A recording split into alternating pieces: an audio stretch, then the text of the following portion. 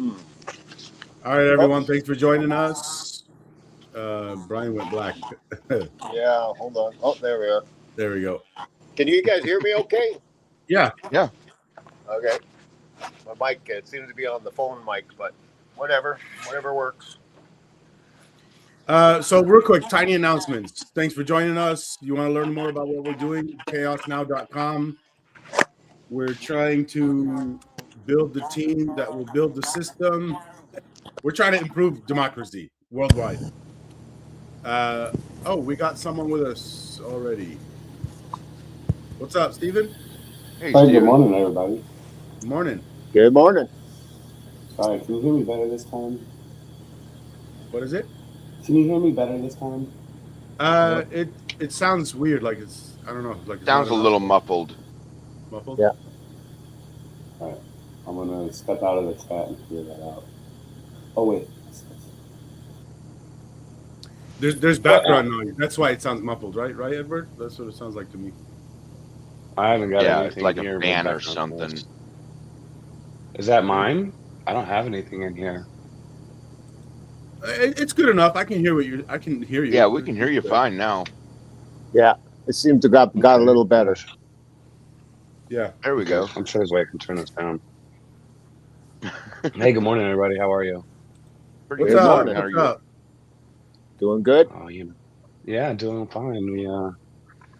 We're on the Christmas week, I guess. So let's get this knocked out of the park and be done with the holidays, I think. Yeah, How are you, Edward? I'm doing fine, thank you, Steven. You get any programmers reaching out to you?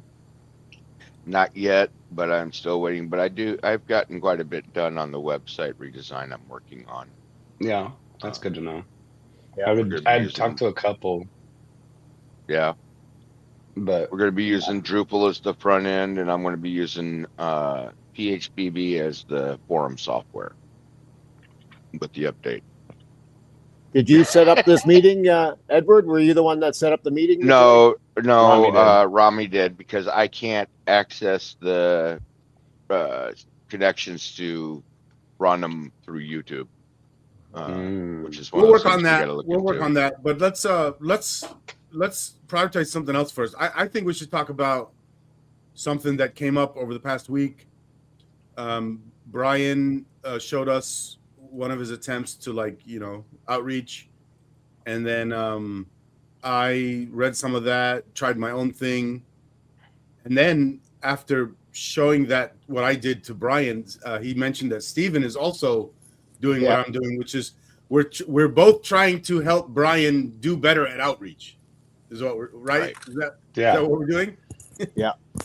So I'd like to discuss my whole exchange, and then maybe we could give it to Steven to discuss his input for Brian. Do you mind me asking, are you on that same post that Brian had put out? Yeah, I think we're talking about the same one. Yeah, it's just one in the past week. Yeah. Okay. I mean, if you've commented on it, I'd like to have the context of knowing what you're talking about. Yeah, I'm gonna put it on the screen. Okay, cool, perfect. Yeah, here's the post. It's in a subreddit called Accelerate. I haven't heard this one. It must be a new one Brian found. It's I like that it's short. That's gonna get people reading it. I don't even remember if I'm pretty sure I didn't read it all. I just, because I already know a lot of these ideas Brian's are saying. So I just quickly skimmed it. And then I quickly skimmed all the replies, and there was one that I thought Brian's, I think it was the first one I read. I thought Brian's reply was lacking in some ways, so I did my own thing. I'm trying to find it now. Fuck, where is it? Hold on. Okay, here it is. So this person said, I want actual democracy, blah, blah, blah. I didn't even read it. It doesn't really matter that much. I'm skimming when I do these things. This is my reply, but my reply was second. Brian's reply is here. He says, I think you will like what our group is working on. You will find our work at this website. Start with the introduction, and if you agree with the premise, then you might want to have a look at the how it works section on the website. and Yeah. no one replied. And actually, there was an unlike or a downvote. And so, I guess instead of me explaining what I think is wrong with this, let me just show you my version, Sure. and then I can talk about comparing and contrasting. So I wrote, sounds good to me, the idea that we should have direct democracy, but the governments would have to adopt your view too. So what can we do in the interim? Right. Helping us accelerate towards that scenario where our governments do direct democracy. I'm involved in a group where we have put a lot of thought into this, and we think we have a solution that would bridge the gap between what we have now and the future where our governments operate as direct democracies, and also to accelerate us towards that future from now until then. And I say, what do you think about that? Without even saying what the solution is, notice. What do you think? Would you like to join us in a meeting? We hold weekly live stream meetings about this, and we welcome anybody who cares about direct democracy. We also invite people who think they have a better solution than we do, and note it's our position that if some group has a better solution than we do, we'll drop our project and join theirs. And then I thanked Brian. And then he replied. He says, sure, give me the details. Yeah. Okay. Notice I didn't give him the KAOS Now website. I didn't send him anywhere else. I'm trying to get him to talk with me. And I mean like this kind of talking, not fucking chat talking, text, email bullshit, like this fucking talking. As a first step. Because later he can get to the fucking website or read an article. Yeah. So one big difference is, Brian led with the article. And he also just said, hey, I think you will like what we're doing. But he didn't argue why. I did argue why. Although I didn't even say what the solution is. I said, what are we going to do in the interim? Because the way the guy replied is like, hey, I want actual direct democracy, but having no plan on how to get there. Yeah. Right. And our plan is a way to get there without even giving a shit about what the actual government-style direct democracy will actually be in the future. We're not figuring that out right now. Yeah. I think you and I are probably on the same page with our criticisms. We need to have it a little more conversational instead of, well, here's a link, this is what I'm talking about. Give them something to think about and ask you questions, and then direct them towards the website. Could have been useful this way. Let's suppose right here he replied back saying, I don't know, I'm sorry, I don't do live streams. I hate talking on video. Well, at that point, then you could say, okay, well, instead of getting on a live stream, how about you join our subreddit? Or how about you read our article? Like, let that be a second try. Yeah. I think first try is you get people in this fucking live stream. Did you get any more interaction out of him after that? I DM'd him also. I say here that, so I wrote my reply here and DM because he wanted to DM. And then I DM'd him, and then he replied saying, yeah, send me the calendar invite. And then I said, okay, give me your email so I can give you the calendar invite. But he didn't reply to that part. I don't know if I confused him. Like maybe he thought I was going to give him a link. Well, that I need his email. Give him the at that point, I think our best point on that would probably give him a link to the YouTube channel where he'd be able to watch it live stream. He'd be in the chat. What I did do, I think, is better than that. Come in. What I did do, I think, is better than that. I told him, here's the live stream. That's the playlist on my YouTube. And then I said to call in, just show up in the chat and say you want to join, and I'll give you the link. That's the easiest way. Yeah. And then I said, or if you want, I can send you the weekly calendar invites. Right. So that he can stick it in his calendar and have reminders. Yeah. And that it's every week. He'll get it. Yeah. Where this first, so I made it easy for him to go watch stuff and to join whatever the fuck he feels like. And again, if this had failed, if it failed to get to the point of he wants to do the live stream, that's when you can do the other attempts that I think are not as good, which is like an article. Sure. I think though go ahead.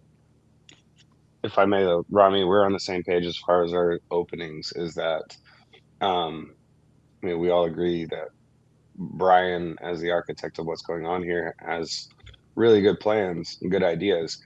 I think we need to be fishing for people. We need to, like Edward also says, keep the conversation going. You need to ask questions, invite them to come to you instead of us going to them. And you have to act like a salesperson. And I know Brian is a welder by profession, but you also have to be a salesperson now. Yeah, that is a big failing of mine. I'm not a good salesman. You don't need to be. Brian, look at it this way. You basically do side gigs with your welding, right? Yeah. Okay. Well, you're selling what you're doing. This is no different. You got to sell your product for people to buy it. Yeah. This well, is the same thing. We got to sell our process for people to come and join. Well, I don't really do side gigs for money, trying to. Right. Sorry about that. I'm screwing things up there. I avoid that. I don't really do that type of thing because of the sailing, having to do sales.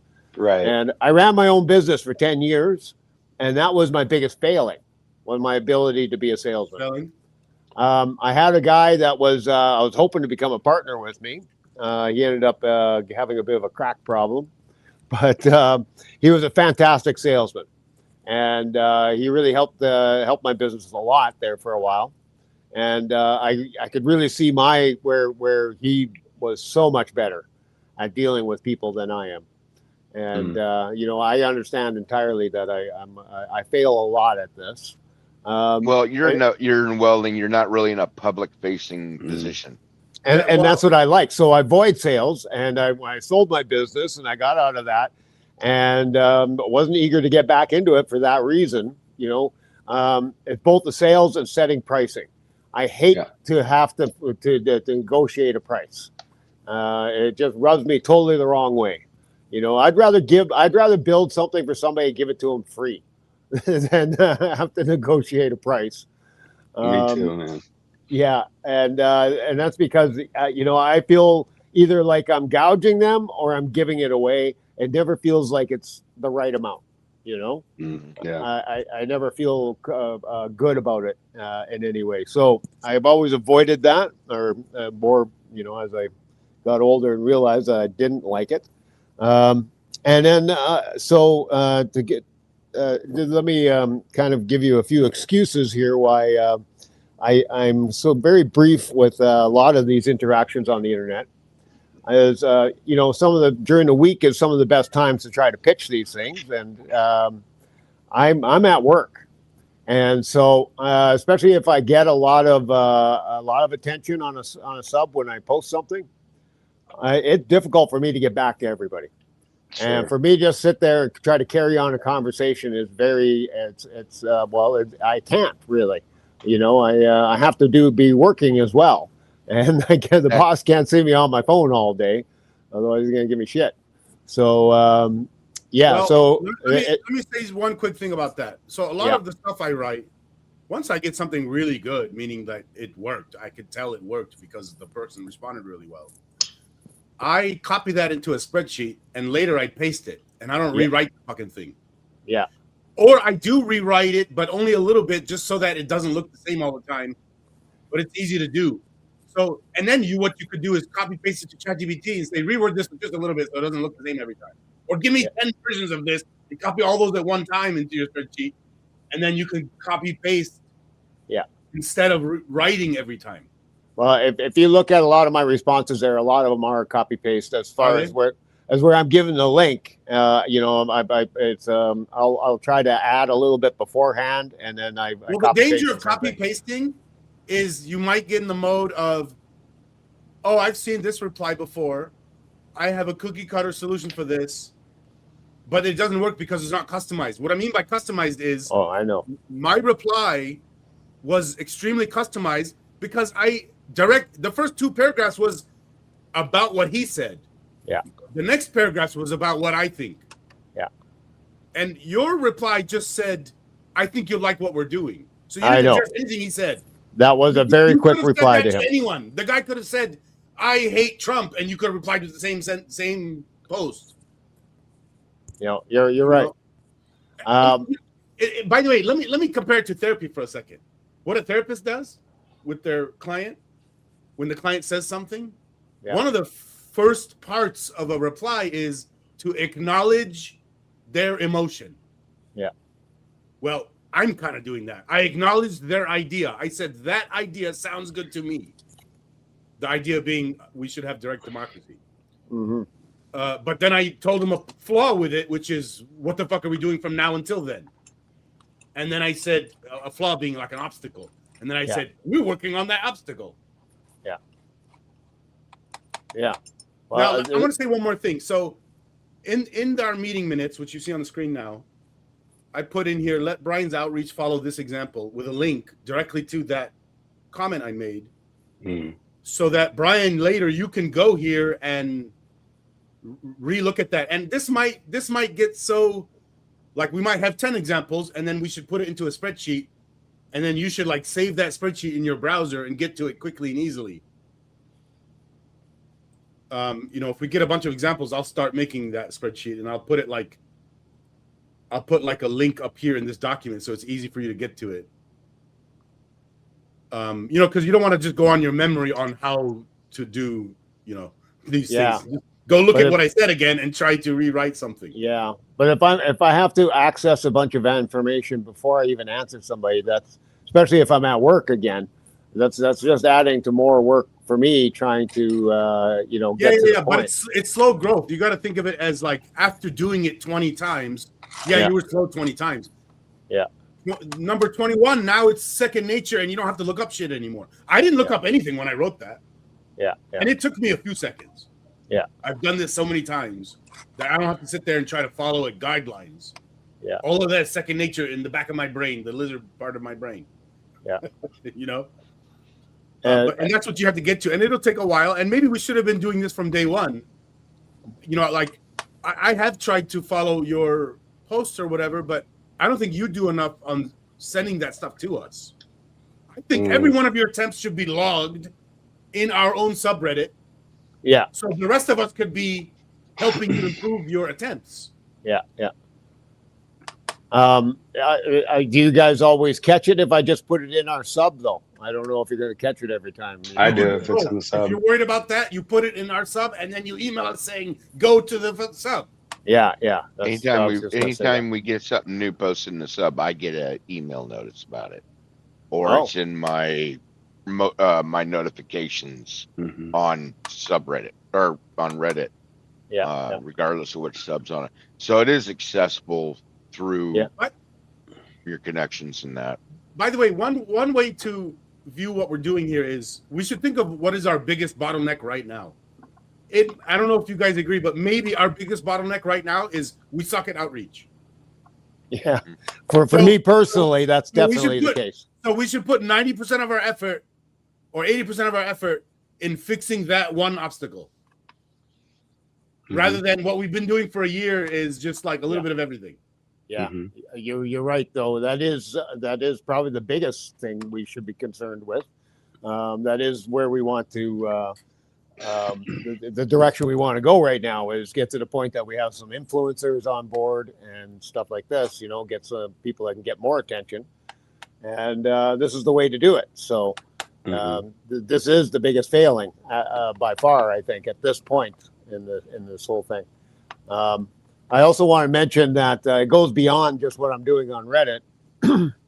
I've been emailing people that I find that you know, or I think would be interested in this, and I have no success, virtually none.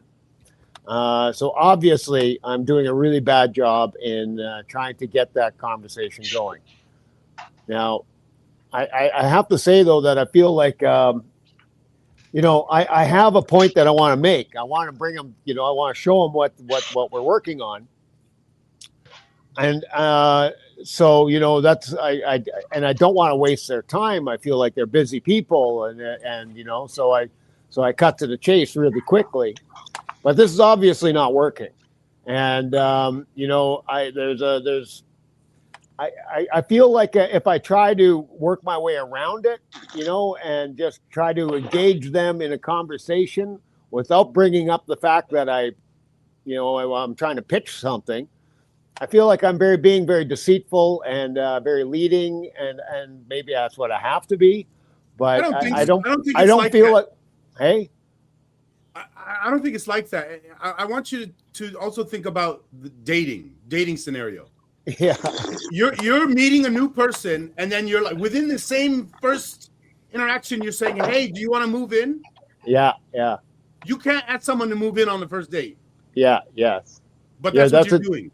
That's a good angle you're pulling up there. And if you interpret what I did with that guy, what I basically said was, and this is our like first interaction. Yeah. Hey, why don't we have a date? Yeah. Which is the live stream meeting. Yeah. I'm asking for one date. You're asking for them to move in. Yes. Yeah. Yeah, that's an excellent point. That hits it right on the nose. I know you've been married forever, so you don't have a lot of practice dating, but you got to think about dating. Well, Yeah. one of the things we got to build on, especially for you, Brian, and this is not, I'm just as bad at it. We got to build on the repertoire. We've got to engage these people and give them a reason to want to join us. Mm-hmm. We can't just sit there and say, hey, we're doing this. Here's a link to it. Tell us what you think. We've got to build what's the word I'm looking for? Trust factor there. Yeah. You know, build the relationship, things like that. We got to build it up. You know, just like And Rami was saying, it's like the dating game. It's iterative. Every single every single interaction you have with someone, every reply, you have to be thinking about how to persuade them to the next step. Not to the final fucking step, just to the next step. Yeah. You seem to be on the first step, you're trying to get to the last step. That's right. Yes. But yes, absolutely. That you guys have got that right. And the Rami, I think that's a perfect analogy about dating. Yes, if I am not going to get anywhere if I'm I'm trying to get him in bed right away. By the way, is that what you did with your wife? Is that? I was just wondering the same thing. How did you land her? What did you do? Actually, to some degree, maybe you could say that. Yeah, and I really fucked it up at first. It took me a while to make up for that. And she gave you a huge opportunity to get over that. And that's what the three of us here are. You probably weren't a great salesman to us three, but we're sophisticated enough to not care about that. Yeah. And we're willing to help. Yeah. My wife gave me a second chance. There's no doubt. Yes, I did fuck up entirely on my first time we met.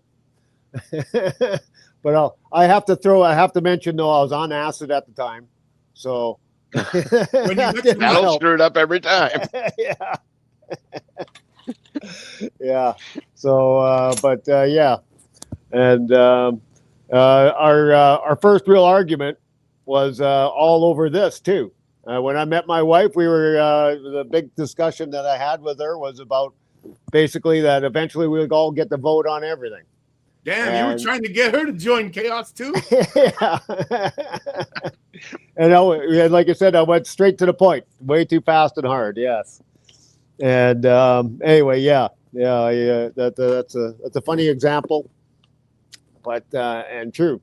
Yeah. But luckily, like you say, luckily she gave me a second chance, and I had to slowly work my way in there again. I had to make up for all my mistakes at the beginning there, in order to get an opportunity again. Yeah, and that's much harder over the internet. I mean, you were doing your thing like in person. That's easier. Over the internet, much harder. Yes, that's for sure. Yeah. Okay. So we probably beat that one. And it's dead now. How about Steve? Do you feel that's all covered, or did you have any more you want to add? I think it's all in there. For me, bullet points is you feel concerned that you're being transactional when you try to approach people with this pitch. Yeah. Am I hearing that correctly? Yeah. Okay. Well, And I think relationship building. yeah, and I think Rami's got a good point. And, yeah, it's you know, we don't shoot for 3-pointers while we're at the other side of the bowl, the other side of the court. You know, yeah. so Yeah. I think this is all very good feedback. I think just for you, a practical exercise is if someone does respond to you, read what they're saying and try to ask a clarifying question. Keep them engaged. Yeah. You don't need Yeah. to tell them anything. As long as you can keep them engaged. And then Rami's got a lot of good practical advice there as well. And Edward has some for salesmen. I think your biggest concern is you're worried about being transactional. And for me, I'm the same as you. I don't want to be transactional when I make something or I fix something. Mhm. It's really a pleasure for me to give to somebody than it is for me to sell somebody. Of course, there are times where that is necessary Yeah. to economically match what your output is. But for me, that always feels uncomfortable. So I'm the same as you. So instead of for me trying to say, okay, well, I'm going to give this to you and you're going to give this to me and now we're even, Yeah. I just want to know that you're happy because that makes me happy. And that's already the transaction. Yeah. Yeah. So I'm here with you. I'm telling you telling you about something that I love. And, you know, something in our conversation has led us to this point where we might actually share this. I just want you to know that this is what makes me happy. I'd like to know if it makes you happy. Just something like that. It doesn't have to be about selling. It's just about connection. Yeah. Yeah. And these are all really good points. I'm going to try to keep this stuff in mind. And We're all here for you. yeah. Yeah. I think the dating analogy is actually the best. I'll I think try to it's keep that. certainly great. And Rami also made the point that, you know, you did get several of us here with your approach. So it's not that it doesn't have its place. Mhm. There are people that will attract because there are people who are explorers or want to know. There's Yeah. all sorts of valid ways. We're here for you because, you know, we believe in what you're starting up. Yeah. I was, yeah, it's kind of disappointing. I mean, this is a prime example of this post that I just made. Out of all the posts, I don't know if I've mentioned this to you at all, Steve, but the other guys, I have mentioned this before, that this is actually a very unpopular idea. There's not very many people that come across and say, I'm all for direct democracy. That is, you know, and I don't claim this to be direct democracy, but it is a step in that direction. Sure. And so anyway, yeah, when you start talking about that kind of thing and giving people more power and more power in in governing and stuff like this, there's a lot of pushback on that. And there's a lot of people that think that the people are just stupid. They should not actually be involved in how the world is governed. And that's the norm. From my experience, the norm is that that people want. People are not straightforward with this, but I really believe that most people, the majority, want a dictator. They want a dictator that dictates exactly the way they think the world should be. And that's their most ideal situation. They don't want democracy. They want a dictator, but they want a dictator that they agree with, which is virtually never happens. You know, it's an unrealistic idea. That comes and that goes right back to Plato and the philosopher king. He never actually said that, but people that have interpreted his work, they've come up with this term called the philosopher king. And everybody has a different. Rule the world. What's that? It's like the idea that the smart people should rule the world. Well, not just the smart. Yeah, not just these smart people, like a group of people, but one person. One person, as a dictator, if he was a real philosopher, would be able to do a real good job. So the smartest person should be the ruler. Yes. And what if that smartest person is only like slightly smarter than the next guy? Well, and not only that, everybody has a twisted side. You know, everybody, the crazy comes out once you make them a dictator, because everybody has a crazy, you know, myself included. We all have a crazy side. Well, also, the smartest person would reject the dictator position. Well, yeah, like similar to you keep saying this. You said George Washington rejected. Yeah. the offer to be king.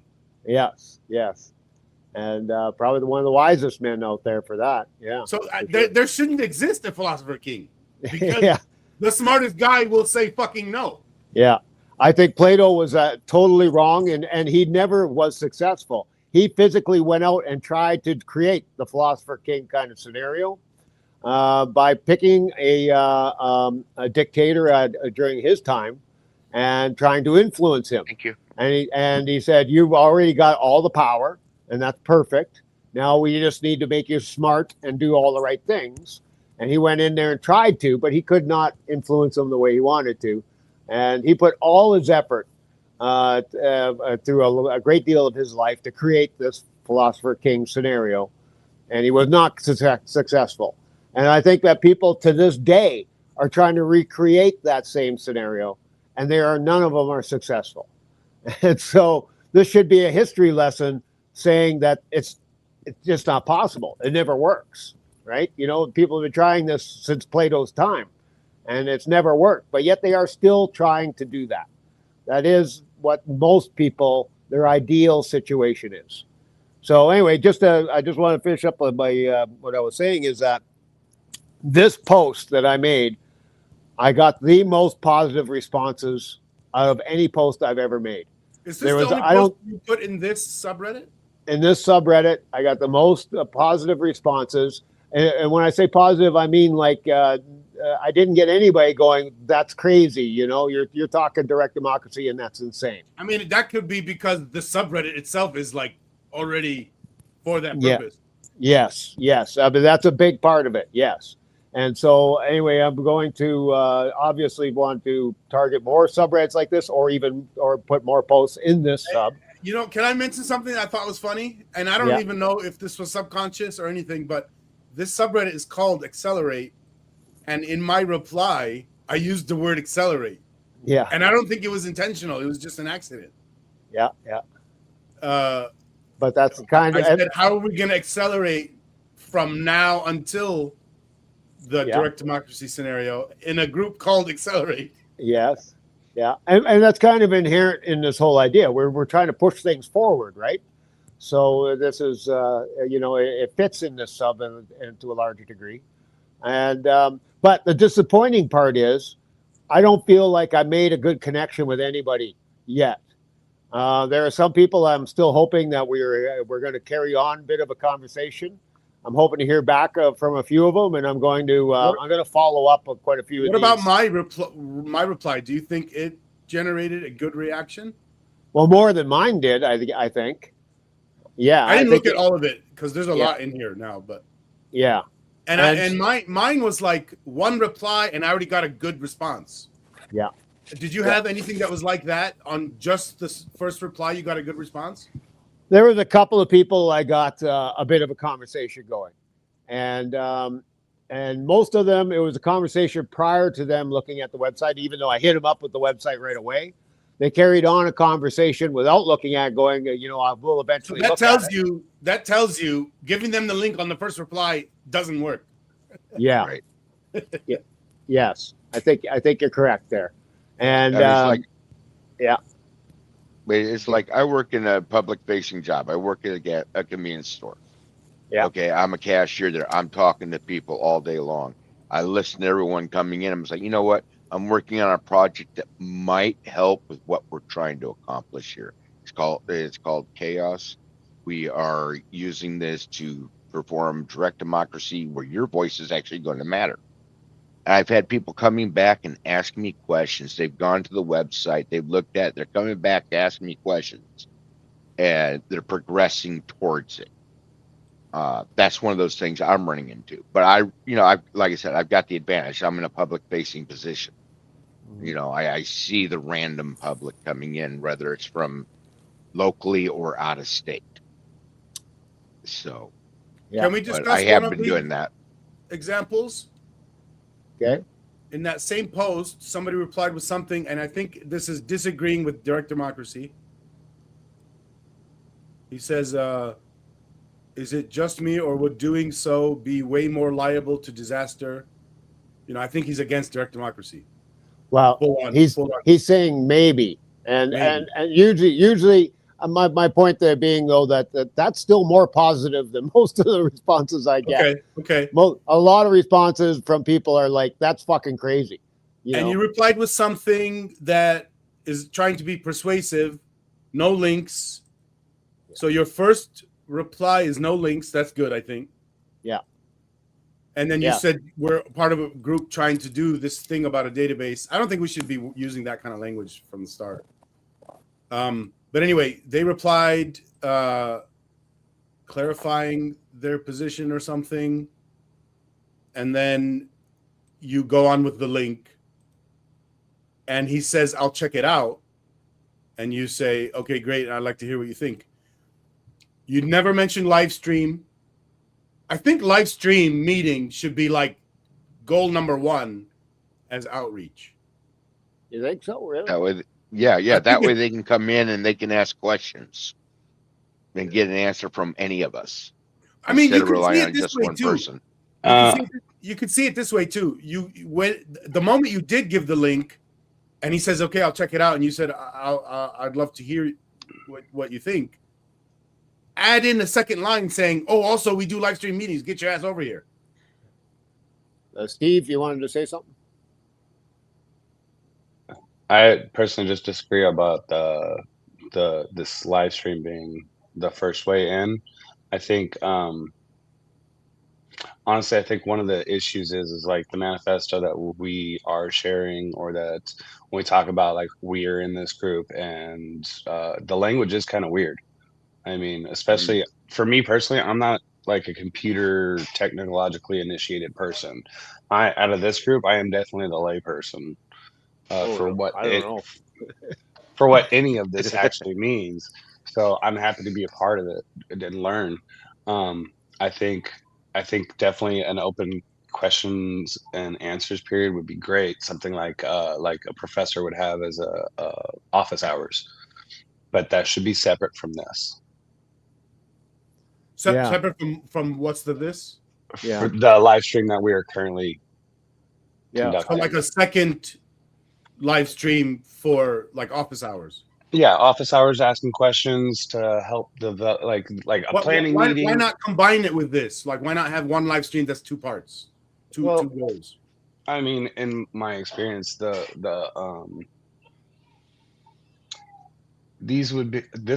live stream meeting would be more of a general consensus, discussions, voting, moving things forward for action. And if you combine the two with somebody, hopefully large groups of people who are trying to understand how to get involved, how to be connected, what this even means at a tangible level right now, instead of the end game that's so far away. Like, we really are going to have to be talking to people with like little bite-sized pieces and giving them the opportunity to approach us openly. You got to get them to come to you. So a question, coming and sitting here in a live stream meeting and being expected to know what you're talking about and having an opinion and being able to guide the discussion. So I think what you're saying is it's like what our live stream meeting, the way it is designed, the way we worded everything, is like too much pressure for a lot of people. Yes. And having the office hours is less pressure, easier to get them in.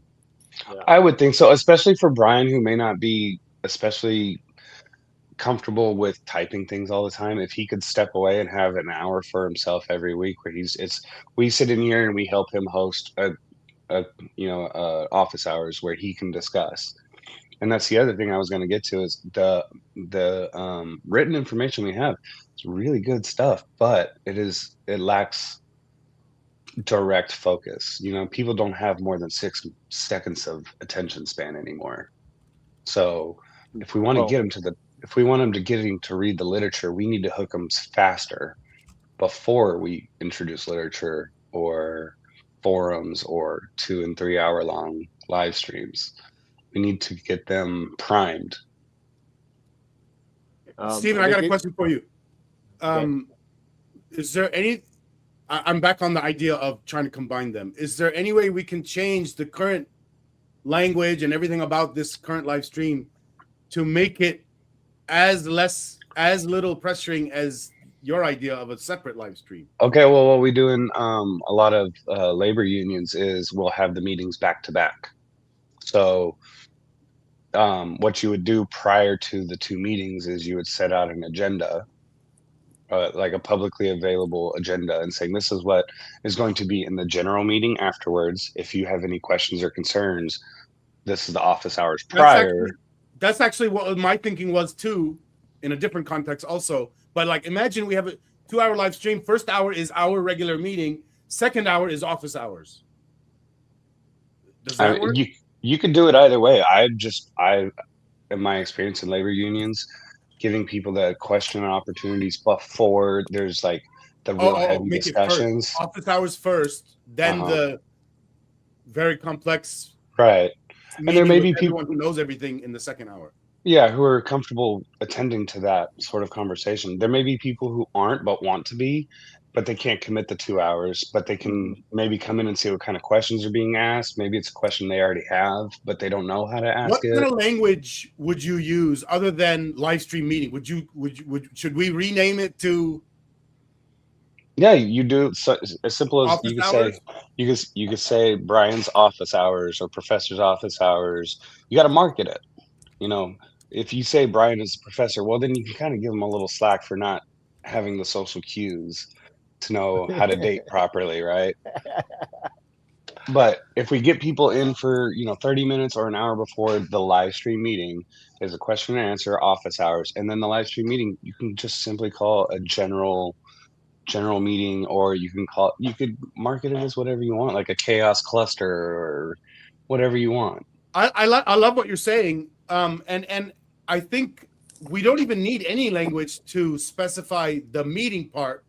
All the language and marketing style could be about the office hours part. Yes. You want to draw people in and get them comfortable with the premise before you're throwing them into this I love this, discussion. And I'm so glad you're with us now, Stephen. We have a marketing brain with us, is what I'm seeing. That's Stephen right here. We're marketing brain. Well, I see this, if I could interrupt for a minute, I see this working well when we have multiple people, and because if there's one person coming in, they still feel like it's a very one-on-one and a lot of pressure, I think. If we have multiple people, then they don't feel so much pressure. They're just trying to get their question in a lineup of other questions, Sure. And I wanted to talk about this one aspect.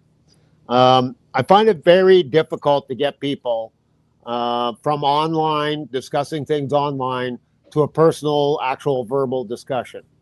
They don't actually want to, trying to get somebody to into a phone call or a video chat or something like this. They're very reluctant.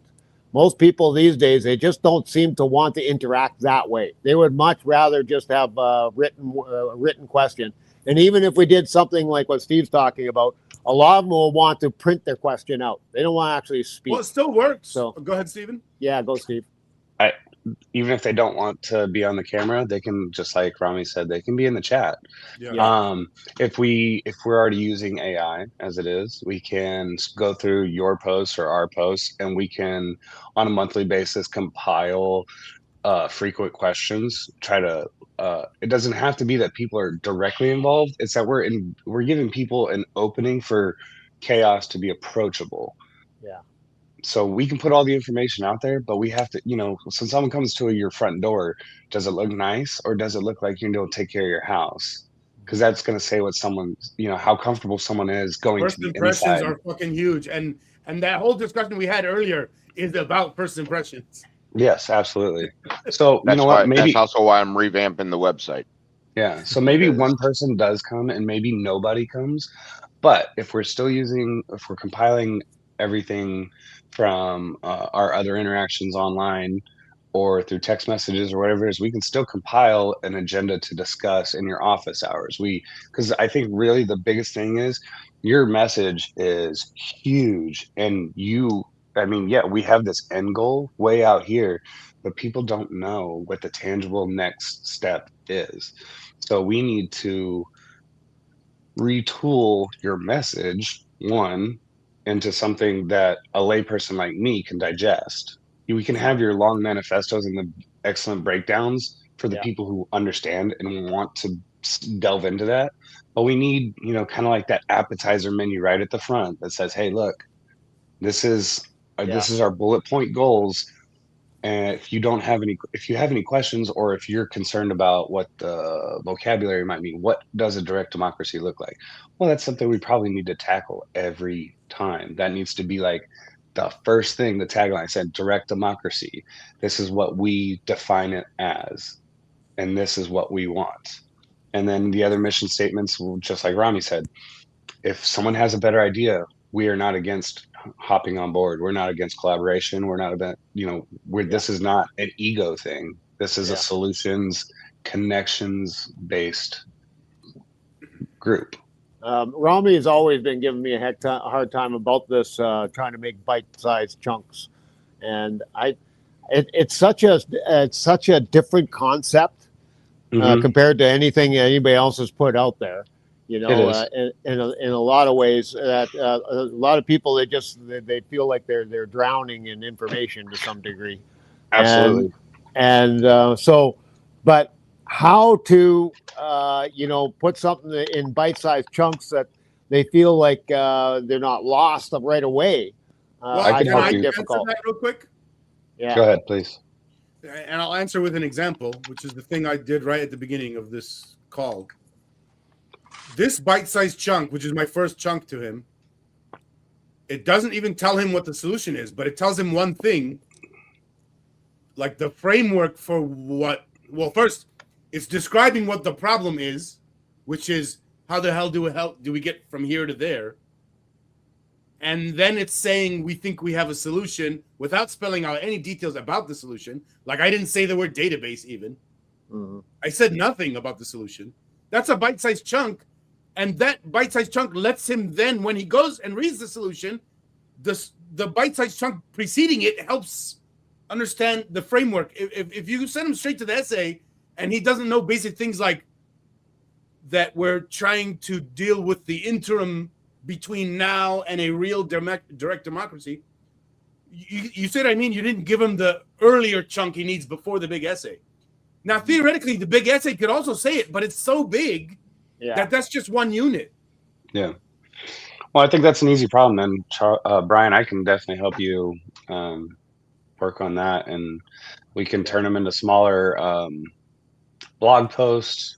I don't know what KAOS's social media looks like, but it needs to be a tool for. We're basically doing no social media right now. Is that out of choice, or is that because nobody's doing it? We don't have choice because of time constraints. I would guess. All right. Well, then I'll pop something up on that, and then Brian and I can start working on editing the manifestos into bite-sized pieces. And then I think that's a really good way to tag out. And also for you guys, I've put a couple of things in the comment section for our private chat.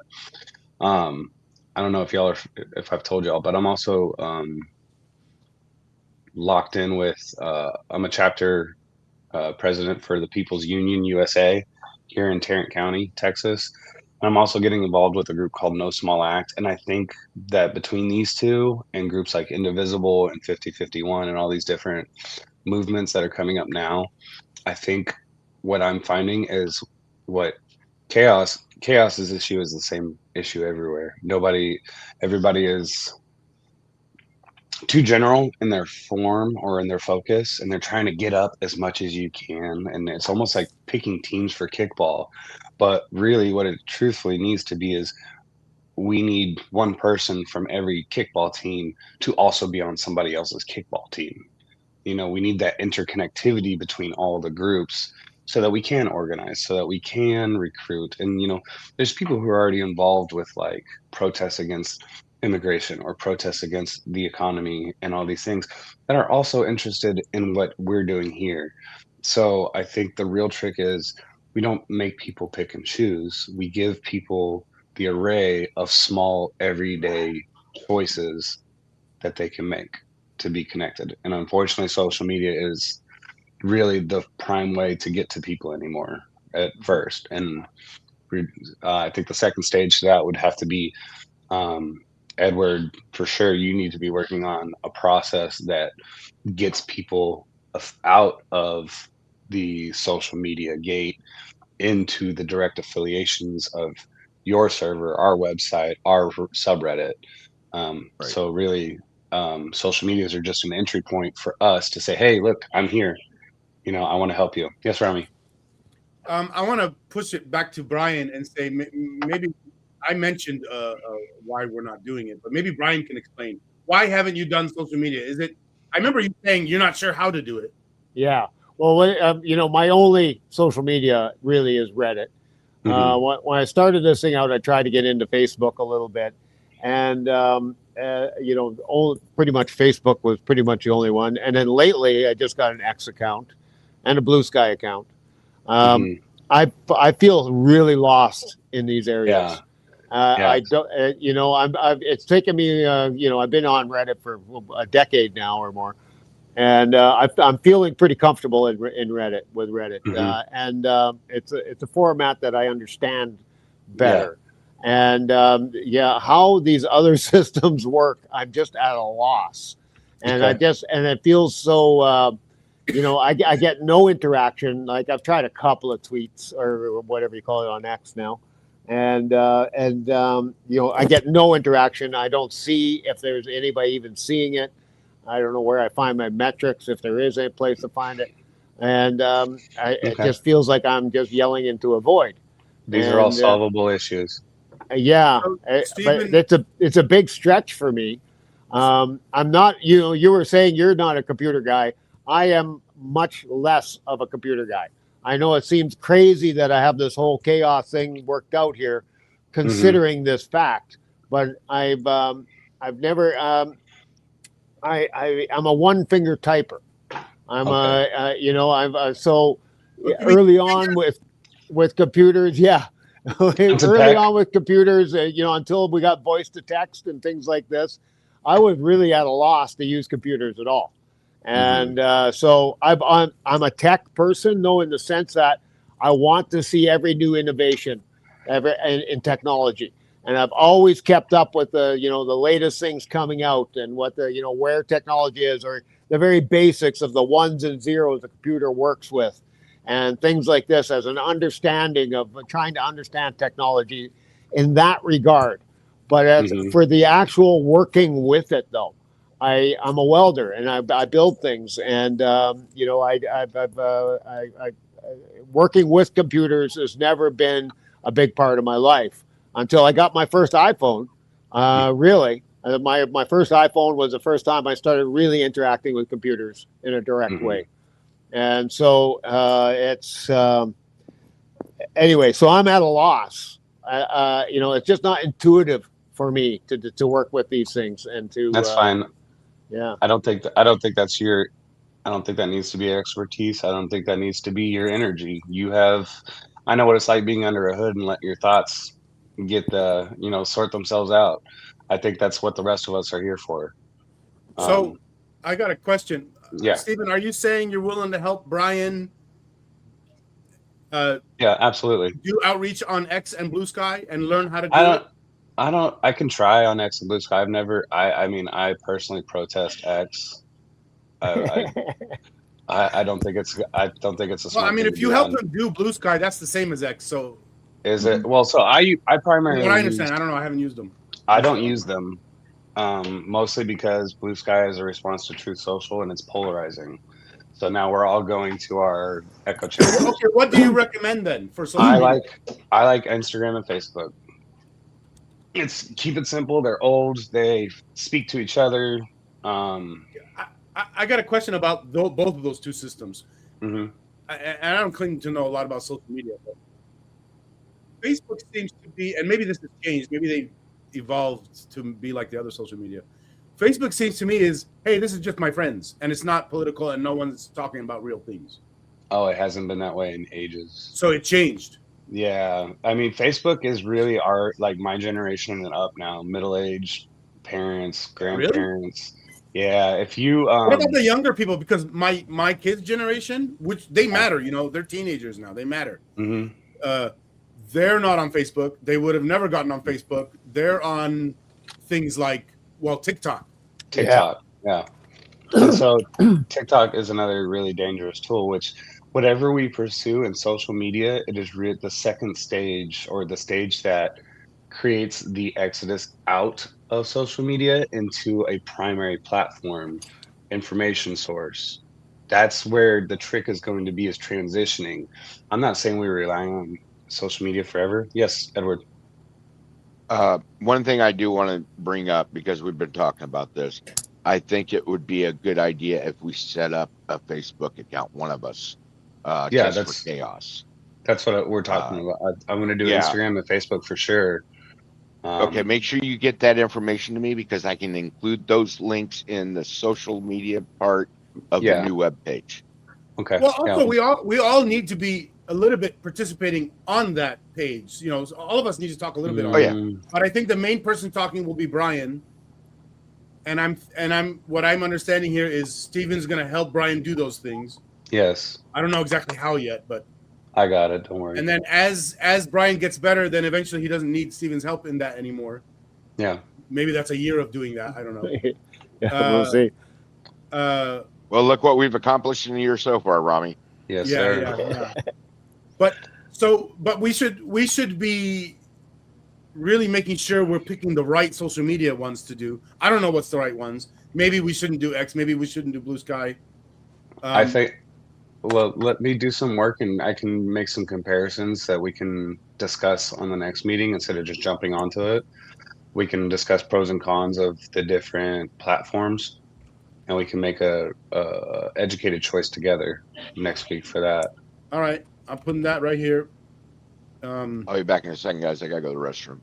Yeah. Have fun. Not too much fun. Hey, I wanna bring up something since Edward's not here anyway. I started working on a project where me and a guy are making an AI chat tool to help ex-Muslims in all sorts of ways. When we finish this, I will have learned a lot about how to make an AI chat tool. And I envision an AI chat tool that understands KAOS. Yeah. Sure. I think that's brilliant, like an operator. But I have no clue about how anyone would interact with it. Because the chat tool we're making now is a website, and then we expect people to go to that website and use it. Who's going to go to a website to talk with an AI chat tool that knows about KAOS? Well, I mean, I think you'd have to do. Just from if you get on any new website, any new technology, they have like the steps of how to interact with your tool. You know, like swipe here, drop here. Here's where you save. Here's where you delete. Yeah, what do they call those? Well, maybe the basic idea would be this: we already have a website. It shows articles. Maybe there's a tab or a menu item that says, "Here's our AI chat tool." Or maybe it just brings up that chat box. And then when the user interacts with that AI chat tool, it's helping them understand KAOS, the concept, maybe even where to find things on the website, and even stuff like, hey, did you know about the live stream office hours? You might want to, you know what I mean? Like, it's almost like a human being acting like us. Yes. Yeah. I see that as the future for sure. You know, and I think people are intimidated that they're worried about asking stupid questions. Yeah, absolutely. And they feel comfortable talking to a chat bot. They're not wasting anybody's time. They don't feel like they're and so that's almost even. Go ahead. I just think they'll find it easier than feeling like they're interacting with a person. It seems less personal or less, they don't have to worry so much about the impression they're giving by asking these questions. Right. So the other thing that this AI chat tool could do is we embed it in our discussion forum, and it acts as a user talking with people. No, you don't like that? Might do a lot better job than me. Steven, what do you think? What are you saying? Well, me as a layperson, I just don't trust. It's one thing when you have AI as a tool to consider viewpoints or things that you as a person cannot possibly grasp all at once. I use a lot for brainstorming or writing business plans to catch things that things that I'm uneducated to do. But to have an AI actually interact as a person, I think is Well, I'm really not a sure what lot. you mean by as a person. We're not gonna lie and Well, say it's a person. no. I know it's still you still say it's an AI and everything, but having an AI chatbot interacting, I think for a lot of people is a red line. Yeah, I think so too. I People are agree. turned Well, off how is by that by. different than my first idea of? Well, so here's where I was going to say for your first idea is if you have it as on there as your first idea and you make it like as an orientation tool, saying here's where everything is, here's how you can interact. Here you can even have a place that says, or you could even have some module inside the bot that says what's important to you. Let us help you find how this is applicable to what's Okay, already so it's more important like to a you. guide to connect Mhm. to let someone learn about our organization. Yeah, and maybe even it's like before the office hours because, like Brian Yeah. said, people don't want to ask stupid questions, so they can say like, "Okay, well, I'm a little comfortable with talking, asking questions and doing the orientation with this.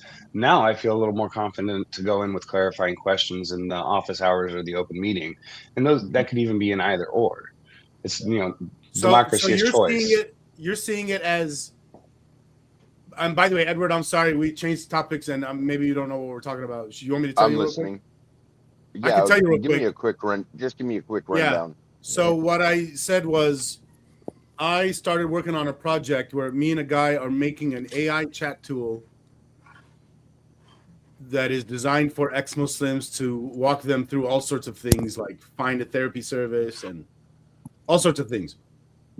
And when I finished this project, I could do it again for KAOS. Okay. And here's what I mean. And Steven's clarifying how he thinks it could work. Mhm. We add the AI chat tool to our website, and it's designed to help someone get oriented with our organization. Sure. But Yeah. it's not, and this is what Steven also added, but it should not be replying to discussion forum posts. Yeah. Correct. It could be a good tool inside the discussion forums as say like a fact checker. But Well, see, I I'm wouldn't planning. want it contributing something new to the conversation. Yeah. If I could just mention that, I think people, as soon as it becomes like they feel like the chat bot is asking them questions, it seems like it's a laborsome thing to have to interact with this thing. They feel now that they need to, whereas if they feel like they have a question they want to ask, it's their onus. It's on they're the ones making the choice to interact. They don't want Sure. the chatbot creating a situation where now they feel obligated to interact with this chatbot. That's where Sure. they go. I don't want to talk to a computer. Right? Well, to be clear, anyway, this is far future. This is Yeah. at least a year out, so we can go ahead and ignore it now. But we played with the idea a little bit. Yeah, that's right. Yeah.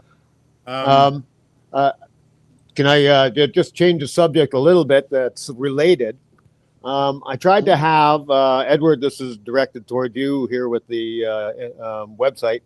I tried to have ChatGPT access our website, and it was not able to. It said that there was some kind of block there that was blocking any. Is that intended, Edward? That's our CAPTCHA. So And That's our CAPTCHA to help prevent bots from coming in and taking over the website. can you individually That's what let? Well, that's what I need to talk to your uncle about, Rami. Is Yeah. how we go that. We need to have the CAPTCHA there so we're not getting a bunch of spam bots and whatnot in. And But I then you got to want be to able to let allow in maybe one AI that you like. I got to be able to let in a lot of AI access points to allow it to come in and read. I can set up a robots text file, which I'm going to look into that right away to at least allow the AIs in. Yeah. I did it with Grok as well, and Grok didn't seem to have that problem. It must have a different way it's accessing it. I don't know. No, I'm thinking it might actually be OpenAI when it comes at the Chat GPT. If Grok was able to do it, than ChatGPT should have been. Because I haven't done anything to direct link for X or ChatGPT. Well, the different AIs have different skill sets in being able to bypass the captcha. Am I thinking about this right? Yeah. Yes. Maybe. And they keep improving. Yeah. And so the captcha people have to keep making it harder. Mm-hmm. And then pretty soon it'll be too hard for most humans. Yeah. I mean, if you actually go to the website, it'll actually pop up with a thing where we need to verify you're a human. And you actually have to do mouse gestures in that in order to do it. And it picks up those mouse gestures. If it just shows up automatically, it's going to block you. But I use my iPhone. Your phone, your finger will be picked up as a mouse. You got to have something dragging across the screen. But computers aren't able to mimic that because they don't know where on the image they go. That's how CAPTCHA works. Computers can't mimic that. They're finding ways around it. The one we've got going right now is the most progressive one we've got and aggressive one. And it's supplied by Cloudflare. So, and what you're saying is you're trying to figure out a way that these systems can still read the website but not take control of it. Exactly. And one of the things, and that's part of the reason why I'm moving us from the current platform for our website, for the software, over to this new website software, because this allows the AI integration into the website. Okay. And it'll set up the robots text file. So yeah, you can read this and get the information. And it's got the different APIs in that, which I've got to go through and get all the links and any subscriptions, things like that. Okay. So was that it about the website updates? Yeah. I got one other thing I want to mention about the website. I don't know. I should have went there to take a look here lately to refresh myself on how it works. But one of the first things they see when they go to the website, and they do seem to see this when I direct people to the website, is they see the introduction essay, right? Mm-hmm.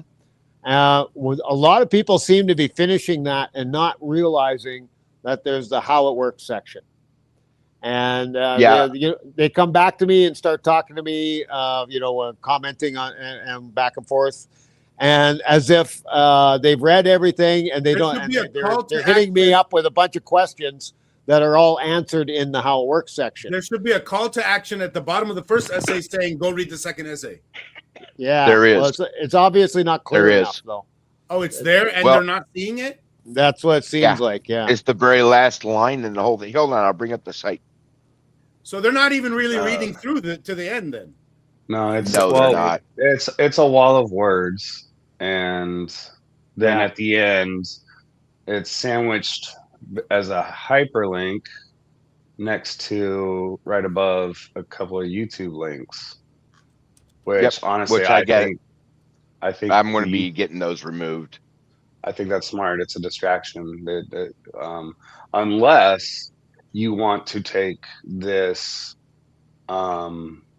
opening letter on the front page and we produce that into the first essay, a video essay, and then people can click from there into the how KAOS works. Right. Because I'll tell you, going after one wall of words and then another wall of words, I'm gonna have. I mean, a lot of people. I'm gonna have some. I'm gonna be tired. Well, yeah, it is, and I have to admit, and that's one of those things. I know we want to get this information out, but we really need to find a way to condense this. The average attention span of a website user is about 10 seconds. Right. And that's something we've discussed earlier in this meeting, is condensing information and making it palatable. Unless they really want to focus on it, to understand it and all that, including on how it works. That's the purpose of a document that I suggested Brian make, which is, if we give it a name like proposal or project brief. And it's going to be very short, like 2 pages, but or 1 page. And by short, I mean it's also not an essay. It's not magazine style essay like 1 block. It is sections, purpose, and then very short sections. But we haven't worked on that. I think that's an excellent tool for your AI. Yeah. It sounds like we're all circling back to orientations. Yes. What do you mean it's a tool for the AI? I'm confused. Well, what you're talking, I mean, we're talking about making bite-sized pieces on the introduction. We're talking about getting people in. We're talking about people getting to the second page. We're talking about people getting interactive, right? So, I mean, the first page, we have this big wall of text, and yes, the proposals are great and it's well thought out, but nobody's going to get to it. So I think we have 2 options. Excuse me. If the second page isn't visible, then like, how do we get around that? So we can make that first essay into a video, a pictorial, a slideshow that you can click through, something visual, or you can use the AI tool that Rami is proposing to guide you through all of those things. Right. And another thing, I mean, I can show you what I've got going so far on the new design here. I don't know if y'all are still showing or not. But give me just a second here. That's the wrong one. No, that is the right one. Back to site. This, taking consideration, this is not how the site's going to look. I'm still improving on it. But like down here, where was it at? Oh, I hadn't got it set up yet. There's actually a section here where it's got with like this latest part here. These are separate little articles that they link to. They just show little blurbs, hey, here's what you would see in this, a description. Yeah. And then you click on you click on the link and it takes you over there. Oh, yeah. That's what I want to set those up at. So what I really want to do is find a way to we can have these main articles, but have them like in the latest and things like that. And I think that's handled through a blog type system. I'm sure I'm looking deeper into that on this. So they can go to it quicker. Does that make sense? By the way, yeah, it does. Another idea is the first page, the what they call the home page, traditional language. Maybe that shouldn't be a fucking essay, and it should be a few sections with titles, and each title has a little paragraph. Yeah. And it's kind of like the project brief, but maybe even shorter. And that is designed to get them to the essay. Yes. Well, I think, are you still seeing the page here? Yeah, I am. Yeah. What I think is we leave that, and then we carry on with everything in those into the latest areas. We've got this, and then we go over to the how it works right next to it. So, well, there's how it works. Click. All right, let's go do this. Excuse me. That's what I'm looking at. Again.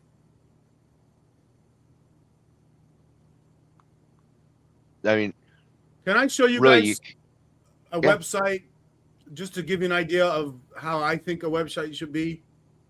Maybe I want to show you 2 websites. Can I put that on the screen now? Go ahead. It's yours. So here's my website, Uniting the Cults. I don't have a lot of control over it because I use GoDaddy website builder or whatever. Right. This is just showing my most recent big live stream. Right. With a watch it here. And then this is showing a project, but not much about it. You have to click on learn more. But notice it's 1 paragraph. Right. And then more general things. Why are we doing all this shit and our vision? And then some little stuff like look at all our projects and some little stuff. Right. Okay. So imagine our website is the first thing is a video. like the same way Stephen explained. And then the second thing is something this short, explaining what KAOS is, with a link that takes them to either the project brief or the first essay. Which one do you think it should be at that point? At that point, I would, depending, I mean, we're dealing with explaining them what KAOS is about, where the basis of KAOS came from, right? Is that the one you're wanting to focus on? Well, if I may. Go ahead. Yeah. So first, just between this and Edward's design, I think I like the fact that all the words are down at the bottom. There's a big visual with links to catch you at the top. And then all this information, all the big talking points are down here. Yeah, so I mean, right here, you've even got the YouTube Live, all these different ways to find. There's your cooperations, everyone you're cooperating with, and another hyperlink. And then I think what Rami is saying here is this is the tagline. This is where we say, okay, now up above, you've been passive and you're just looking, you're reading. Here is where you're going to come in and you're going to say, okay, this is where I'm involved. So we want something that's the tagline. Say, I mean, rather than try to sell them and say, this is what we're about and this is what it is and this is how we do it, I think right here would be the point where you say, why is it important to you? How does it affect you? Because we want them to come in and be bought in, to be interactive. So yeah, something like that, just like Rami says, this is the tagline. This is our overarching mission, and learn more. This is how you do it. This is why it's important to you. And maybe there should be two buttons here where one of them is project brief and the other one is essay. I couldn't say. I think this, when you go into somebody's house, you know, when you go into somebody's house, the first room is like the foyer and you take off your shoes and their coats are hanging there. It's not super pretty, but like everyone expects that that's what it's like when you come in your house. And then they invite you in and you maybe get to go into the living room and it's a little more private. It's a little more familial. And then you get invited into the kitchen and you're like, that's really the heart of a home. And then, but you almost never get invited into somebody's bedroom, right? There's like stuff in the bedroom that's just that person's. So I think it's an intimate area. So this is like the foyer. I don't know if I'm saying that right. Yeah, you're right. So I think whatever you do, foyer, and then this link takes you to one of the bedrooms. It takes you one to like the living room or the kitchen, a community room, a place that's saying, this is what we're talking about together. The first page is, why does this matter to you? Come on in. We want to know why this matters to you. And then they come in and they land and say, this is how, so that's this part right here that they're doing is what's important to you. We know why it's important to us. We know why it's important, should be important to other people. We need other people to feel like it's important to them before they can even have a buy-in. Right. All right. I'm writing down what you're saying. This is all good. I wrote down, here's how the website should be. First page, why is it important to you? Right. And then the second page, I think the second page after that would be a good time for the orientation, whether that's and you can have multiple ways. If people are more comfortable reading, a manifesto or an essay, they can do that. If people want, eventually when this AI tool is developed, that could be an easy way to walk people through who don't have that 10-second attention span. The more ways that you can reach people, the better. I mean, repetition is key. And I think one of the things that at least is unclear for me in the KAOS project is, I mean, when you do something like this, we need a timeline. We need to know, like, what do we expect to accomplish by when? Like, what's measurable? What's our resources to allow that to happen? Are we using money? Are we using skills? Are we using time banking? Whatever it may be. But you have to have your time and you have to have your resources. And more than anything, you have to have your scope. How, like, we can have a huge telescope and see the entire universe, but that's not what we're trying to do. We need there's other organizations that are focusing on all these other things. What KAOS needs to be doing is taking your timeline, our resources, and our focus or our scope, and we really need to dial those in into something effective.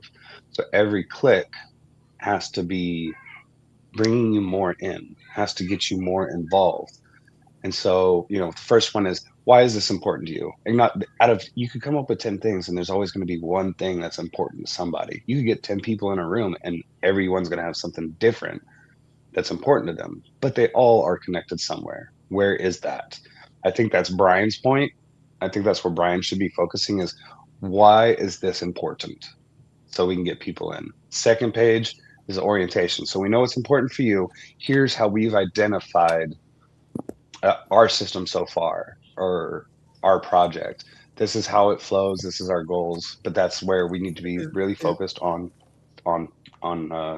quality, on scale. Where do you see Brian's first essay? Is that the second page orientation thing or no? Yeah, I think that's absolutely, I mean, that's what we have now, and that's what we need to work on. We certainly need to do some editing to make it digestible. And then that link that isn't going to the second page, or that is going to the second essay, that people seem to be missing, when you have the more palatable, digestible information in this first essay, they kind of get, I don't know, like kind of like warmed up to the idea. It's kind of like foreplay, and then you get in, Right. and so the second essay, or where we're doing the orientation, is really kind of encouraging people to do something. It doesn't have to be the end goal thing, but we, again, bite-sized pieces. We need to find, what can you do today that is helping this mission? What can you do on a small scale every day in your lifestyle that helps this mission? So, but that then it goes back to, what exactly is the mission? We say direct democracy, but what does that mean in this context? I've come to the conclusion that we're using all of these other AIs, and we want to use their pool of learning, and KAOS is basically going to translate all of these different systems and show you where their biases are, is so that you can make an informed decision. Is that not correct about the end game of KAOS? The end game is not only agreeing with the system and wanting to participate, but the end game is actually to have the participation. Right. Okay. So because we've got to get the opinions. We've got to get people directed to the forums and posts. okay. So And I am remaking the forum also. I'm going to a totally different software for that. all of that is, so another thing with projects, a project is never perfect and a project is never complete. It's always fine tuning. It's always improving, and there needs to be room for that. Otherwise, what are we doing here? Right. So we've got why the introduction, why it's important to you. That's the hook. We got orientation, like how can you get involved right now before we get you into the heavy stuff. And then the third one is the heavy stuff. Okay, we've got you involved because it matters to you. Here's the overarching, like here's the big picture. Here's however you want to phrase it there. But you got, like you said, we don't take a person to bed the first day. We have to, we have to see, do they like us? Do they, what kind of food do they like? Do they like to meet out in a public place? Do they like to, whatever it is they need to do, we need to have their buy-in incrementally. Because just if we say, I have a group that we're working on, you join us, that's kind of like, whoa, bud, we just met. And it's going to scare people off. But it's the same for every step. We just need to be little steps. I think the discussion forum stays behind the CAPTCHA so that we're verified and we're talking to real people. But that means that outside, probably in the fourth page or third page, somewhere in there, would be the active public facing tool when that's written, So we have to have the public tool side, and we have to have more of a intimate organizing discussion side so that this progresses and that people are bought in. Otherwise, it's no different than getting a subscription to Microsoft or using Google or any of these other things. It's not personal. It doesn't belong to you. And I think that's what you guys want, is you want this to belong to people. Am I right, Brian? Yeah, a lot of what you're saying is making a lot of sense. I do have a few questions, though. You're talking about, why is this important to you, and kind of get people, buying into it a little bit at a time. And then right away, though, you mentioned, though, try and ask them or give them something, how they can help or get them involved in some way. But isn't that still too soon? Don't they need a full understanding of everything before they would ever really want to spend any effort? I don't think what do that's true. I think what you're finding now, especially since COVID and this digital age, is and you guys have said it yourself, people don't want to get on the phone. People don't want to be on video chat unless they're a personality. People want to text. People don't want to be face to face. People are standoffish right now. Yeah. At least our society is standoffish to conflict, to disagreement, to face to face, and even time commitments. I mean, when in a world where everyone's doing like Amazon Prime and same day delivery and Walmart drones coming over your house, you haven't got time to go face to face and have these, cultivate these relationships. It feels like a lot of pressure. I do advocate though for, excuse me, I do advocate for giving people 1 or 3 points of entry for anything. Like I'm a layman for what AI and a digital process means, but I know for a fact that there's something in there that you can say, hey, just today, why don't you go tech free? Try 1 day. No social media, no internet, no anything. Instead, go talk to your neighbor. Something like that. You have to encourage small lifestyle things because we're asking people to get into something that is truly going to be life changing, correct? We can't just slam that on them. We have to get them in the habit of doing these small things for themselves, for their connection, so that they're feeling fulfilled. And then if it's important to them and they're feeling fulfilled, then then people are more likely to put their effort into something when it means something to them already. We have to give them value up front. Yeah, what you're saying makes a lot of sense to me, but at the same time, I don't know how to get there. That's fine. That's not an answer we have to have right now. That's for discussions. Nothing is ever done and nothing is ever perfect. This is improvement. You've come a long way in the last year with what you have. Yeah. This is all ways that you and I think Edward and Rami are probably going to take the lead on the tech stuff. I think you and I, we can definitely work on language. We can work on connections. That's my big thing is connection everywhere. So that's for you and me. What's your work background? I'm guessing it is involved in some of what you're saying. So I graduated from high school and I was in the Marine Corps. By the time I left the Marine Corps, I was running groups of 250 to 500 Marines building explosives and weapon systems for aircraft. I deployed to Afghanistan 3 times, Iraq twice. After that, after I got out of the military, I started working in commercial construction. Joined the Ironworkers Union. I'm a welder. I've fabricated trucks, buildings, everything. But what I've found, it's so good at all this marketing stuff. Yeah, it's not marketing; it's connection. Mm-hmm. Everyone marketing should be what you're describing, but anyway. Well, I mean, it is, but when you call it marketing, when you call it marketing, you're calling it capitalism. When you call it networking, you're calling it transactional. When you call it connection, it's just about us being together, about us trusting each other, loving each other, knowing you're there, and that's all. If anything comes from that, that's fine, and I'm happy for it. I'm just more happy to feel safe knowing that we know each other and we know where we come from. We don't have to agree.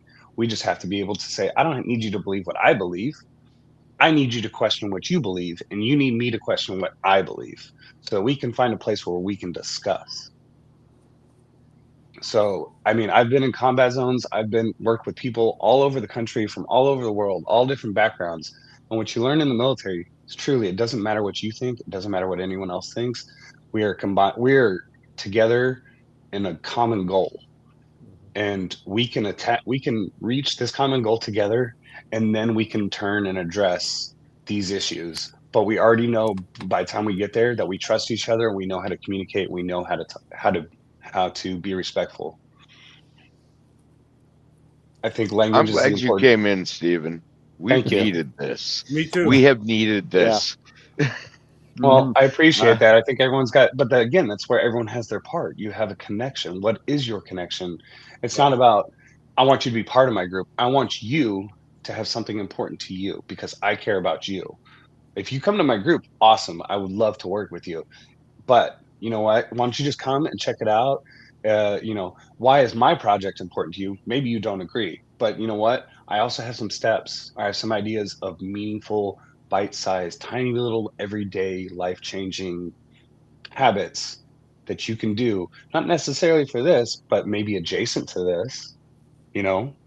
There's like you can go back to supporting analog technologies like the radio or tape cassettes or anything basic. You can do things like write a postcard. I keep thank you cards in my truck, so wherever I'm going, if somebody did something nice, I just quickly write out a thank you card and give it to them. They have my name. Dude, where are you learning shit like that from? That's cool. Everyone likes a thank you card. I had birthday cards in my kid's diaper bag. If someone has a birthday, I just peel out real quick and write a little birthday card. You are very opposite to me. You are very and in the best way possible. Absolutely in the best way possible. Okay, well, here's the second thing I'll tell you is, what's the worst anyone can do except say no? Yeah, absolutely. Yeah. What's so what you're saying makes absolute sense. What do you mean? They can murder us. Okay, murder me. That says more about you than it does about me. Yeah. I've been in combat zones with people trying to kill me. I'm telling you, try to kill me. Are you single or are you single or are you married? Married with 2 I was children. gonna say, but I didn't want to say. I bet you've been married for a long time, meaning you were able to get a woman to like you and stay. Oh well, I mean, I've been married twice, so I've got a track record. Okay. But it was her fault, right? The first one. Well, I mean, I was deployed and she was lonely, so yeah. Yeah. But in any case, I think the thing is always connection. Like that's what we're talking about with even the KAOS tool is we want to connect all of the other AIs and all this other information that may be skewing our view, and we want a control to say, hey, we trust this because we are a part of this, and we use this as our fact checker. Essentially, the KAOS is going to say, okay, well, Grog says this, and ChatGPT and all these say this. They're all coming from the same, or mostly the same data pool, correct? I assume they're all self-learning. So we're basically trying to offer is one, a way to be involved and own, like to feel safe, to feel connected. We want people to have the option to understand their blind spots, right? And all of these things already exist with media companies that'll balance news, right? There's already that sort of platform. We're moving it into the digital age of AI and trying to basically provide transparency across all of the AI tools. Is that the point? Is that the mission? That's pretty much the mission. Yeah. Okay. So we just need to and leaving it up to the individual to figure that out. Right. And that's what the true democracy is once you've used this tool to identify your blind spots and create transparency in this information, well, then the next step of the tool should be, okay, what do you do with that information? What do you do with your opinion? We're putting it into KAOS, but how does KAOS make our voices accountable? So okay, these are all the scope questions that we need to go to so that we can narrow down what our scope is, what our resources are, and what kind of timelines we want. And it doesn't have to be a single timeline. All of these that we're looking at right now, those are steps. Like we can say this week or in 2 weeks, Brian and I are going to edit the first essay. Within a month, we can get social media off the ground. Within a year, you're going to have your AI tool. We can set those timelines now, and they're not solid. We just need to have a goal, right? Yeah. So we start with goals, and then we once we have those individual goals and we're trying to make those connections at the same time with people, that's where you can identify and say, hey, you're a programmer, you know computers, or you like this, or you're a salesperson, you're a people person, or you're a brainstorming guy, and you don't, you're probably going to stay in the forums behind the firewall, and you're not going to do a lot of the public stuff. There's places for everybody. We just need to give people the opportunity. We need to be approachable, and we need to be accountable. I take it you and I are going to have a separate meeting here then, Steve. Yes, I would Uh, agree. Yeah. When can we schedule that, you think? I'm available. I mean, other than the other groups, I have to send you. I can share my Google Calendar with you, and you can put some time in on me, and I'll tell you if it's good. Okay. Yeah, I'll try. I think I'll try that. Rami keeps sending me a calendar. I never use it. So No, I'm gonna make my calendar visible to you. Yeah. So that you can find in my space what's open to you, and I'll be available to Yeah, you. you'll see his whole calendar is the point. Yeah. I So that think I way- know how that works. We'll And try that out. Yeah, and otherwise, I'll try to work on some of these on my own and present them to you, and make sure that while it's digestible, it's still to the spirit of what you're saying. Yeah. Okay. Right. That's the Yeah. focus there. So that's our focus for, what do you think, the next 2 weeks to get this into digestible information? We'll try to do it anyway. Yeah. That's Well, like I said, it's a yeah. it's a goal. We need Yeah, goals. that's You want Otherwise, to we're write that just down? yes, please. So that's okay. I I guess got the- that. So, I guess right here I'll put. we'll set it something for the like- next. You can even set it for the next agenda to discuss. Yeah. However you want to phrase that, but yeah. So I think coming out of these, out of every one of these meetings, besides just discussing and updating, we need to be discussing where, the goals, where are we going next, and Yeah. and it needs to always be, what's the next 2 weeks, what's the next 2 months, what's the next 2 years, because you're going to be surprised if you set goals and you're actively working towards them. You're going to be surprised how fast you get to them. Yeah. I love Yeah. these discussions. I love I love everything that's on YouTube. I enjoy the essays. I think really what we just need to do is we just need to be setting goals and reaching for them, because and also in a lot of the other groups, what I'm finding is people get in and they're really amped up to be involved, but then when they get there, the leadership's just like, cool, you're here, what do we do now? And Yeah. then they're like, well, you asked me to come here, what do I do now? And Yeah. so a lot of people are coming in and they don't have that. That's Whether very it's this or interesting what you just said, and I want to hear more about it. Yeah. Because I've experienced that too, and I'm curious a real life example that happened with you. Okay, so one of my other groups is called No Small Act, and this is really where I push connection. Is truly there is no small act that a human or a person on this earth can do to better themselves or to better their environment. Any small act will do. It doesn't matter. You can pick up a piece of trash, and you made the world better. It's small. It's small things that you do every day. So when you get somebody in and they're really excited to come into No Small Act, because I mean, it's really a simple concept, at least on the face of it. But people get in and they say, okay, well, what is this actually doing? Because they don't feel active enough. And a lot of people, it seems to be like there's basically two groups of resistance coming out. Is the group that really doesn't give a shit about their 9 to 5, and the ones that do. So, I mean, you can have these big protests on the evenings or the weekends, but they're not sustainable. So you get in and you're like, oh well, I can only do this because if I'm available on Thursday at 7, or to do this protest, or I have to do a lunch protest, or whatever. My involvement is already impeding on what I have to do for my lifestyle now. So again, when people get in, they're expecting some guidance, a little push to say, hey, you can do this.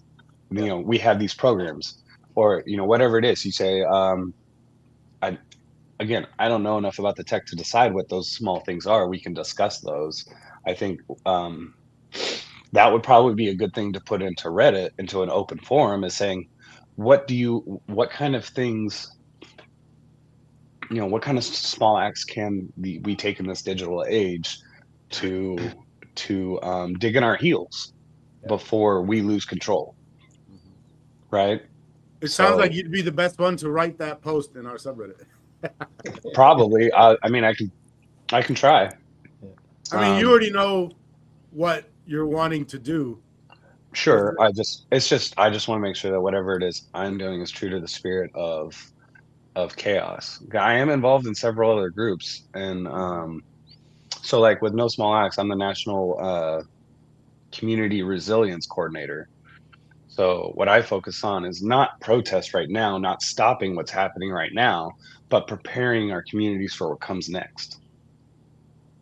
And I think that's probably the same thing here. Is we're looking, I mean, worst case scenario, we're looking at like apocalyptic matrix type stuff, right? And everyone's living in a digital thing. So what we're trying to provide is a tool so that, like, I mean, just like Alzheimer's, you get Alzheimer's if you don't read books, if you don't stay active, if you don't have hobbies. This is the same thing. We want you to not go into that fog of the digital age by providing a resource or even an inoculation against it with KAOS. Or it doesn't even have to be KAOS. If you come into KAOS and we can make, like we've always said, if we can make you a connection with a better program that fits you and keeps you involved, that's what we want. We want our tribe, but we don't need you to not be a part of another group either. We can all be parts of multiple groups and connect and cooperate. So I think those are the things that we need to be focusing on. I mean, there's obviously the technical stuff that's a year ahead and 2 years ahead, and that needs to be definitely ground down on. If we're working on getting people in and getting people connected, we need to go back to small pieces. I mean, you go to church and you shake hands and you offer people a cookie, but here we're asking people to come in and give a sermon, and that's not the same. So I'm happy to do whatever it is you guys want. I just want to make sure that what I do is in the spirit of KAOS. That's Well, awesome, because that's what we want to. Yeah. I would say just go ahead with what you feel is right, and we'll criticize if we feel we can. Okay, well, I'll run anything I do. I'll run through the email chains before I put it on socials. Is that fair? Yeah. Yeah. Then maybe after a few times, and you don't need our supervision. Yeah, for sure. I'm fine with putting it up on the Reddit subreddit too. Even if it's just rough stuff that you're going to change, that's fine. That's fine. Yeah. I mean, you can honestly just put it through Reddit, and whatever gets good interaction, I can fine tune and put it out to the broader social media. You can use your Reddit. You can use our subreddit as like a thought funnel. Yeah. I like to do it out in the open and everybody can have a look. Absolutely. Yeah. Transparency is key. Connection is key. You can't do anything in secret. You can't do anything dismissive. We have to, the point is bringing people together. We don't have to, nobody is the same. And to believe that anybody can be the same, or there's a one size fits all. That's selfish. And I'd like to see more interaction on the sub too. Get more just things happening. Sure. Again, though, I would like to point out, there is a point in time where in the future where we do have to migrate everyone away from socials, because the reason I don't like X is it's compromised. It's owned by Elon Musk. The reason I don't like TikTok is it's owned by Peter Thiel. It's compromised. Before that, it was compromised by the Chinese Communist Party. Yeah. They've all got something. Yeah. And eventually the reins are going to be too tight, and we need to have an exit strategy to move away from social medias into, back what the internet was, individual servers. Yeah. So I think that's the second part. We definitely need more activity in the forum. We need activity inside the website forum, but definitely we need to have the plan for the migration out, and we also need to have those tools in development for timing at least before the migration, if not at the same time. Yeah, right. We're gonna need the website at a much higher level though. Right. So, and that is one of the things I'm working at. But you're doing a great job, Edward. I'm doing the best I can with what information I've got and trying to get things working. And as you saw by what I was showing you on the previous one, we're streamlining it. I'm Yeah. making it more approachable. So I mean, yeah, it's still under a construction state, so to speak, but it's accessible. Yeah. No, And no that was my criticism. point. Hey, Steven, do you want access to this meeting minutes document? You sure? Yeah, that's fine. I'd appreciate that. And by the way, I just put in what I think is all the things you just said. Yeah. No, I've Remind been us to following. discuss it next week. Yeah, I've And been just following you by the on way, that. general rule: if I didn't write something you wanted me to write, please tell me, and so on. So, what is? I need to do that. What is your email? SB Sakara. SB is in boy.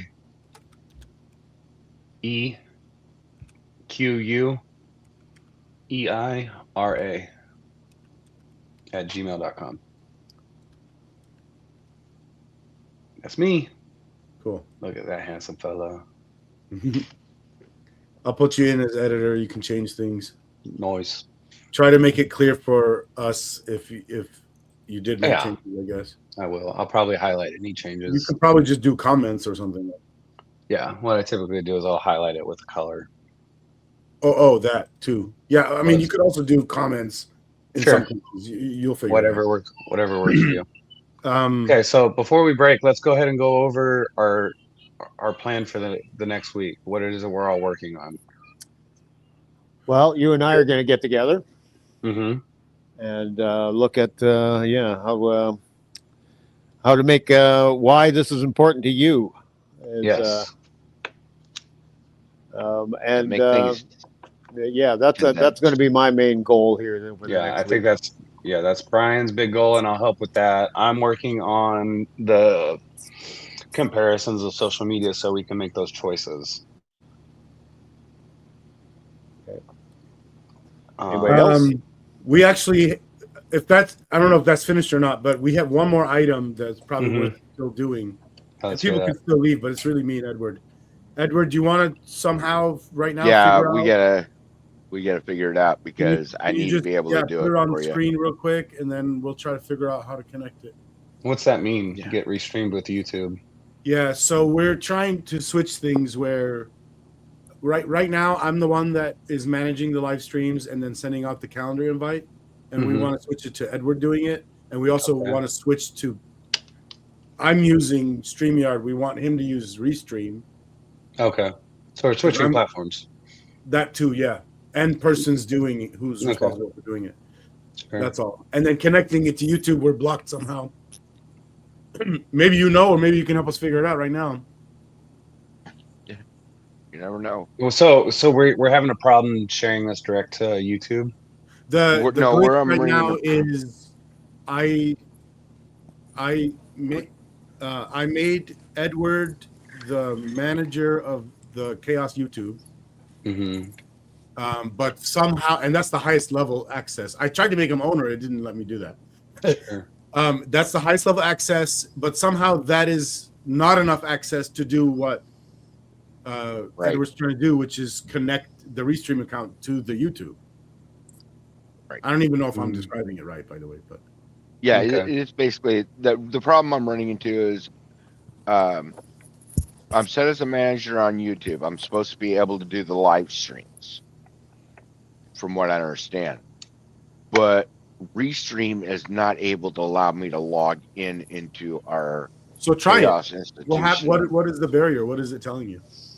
Okay, give me just a second here. Let me new stream.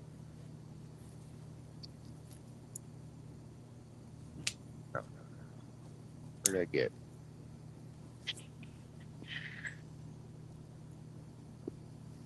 Trying to find it real quick. Give me a second, guys. So it's gotta be channels. Yeah, there we go. Add channel. And see where I'm running one of my problems here is it's trying to log into my Personal. If I remove just trying to log into my personal one. Now I'm currently logged into YouTube under the Browser? well, under my under my connection to the manager is for KAOS. But see, it doesn't, if I click on use another account, it needs me to put in a whole new email address. Well, no, it's just confirming it. So hit next.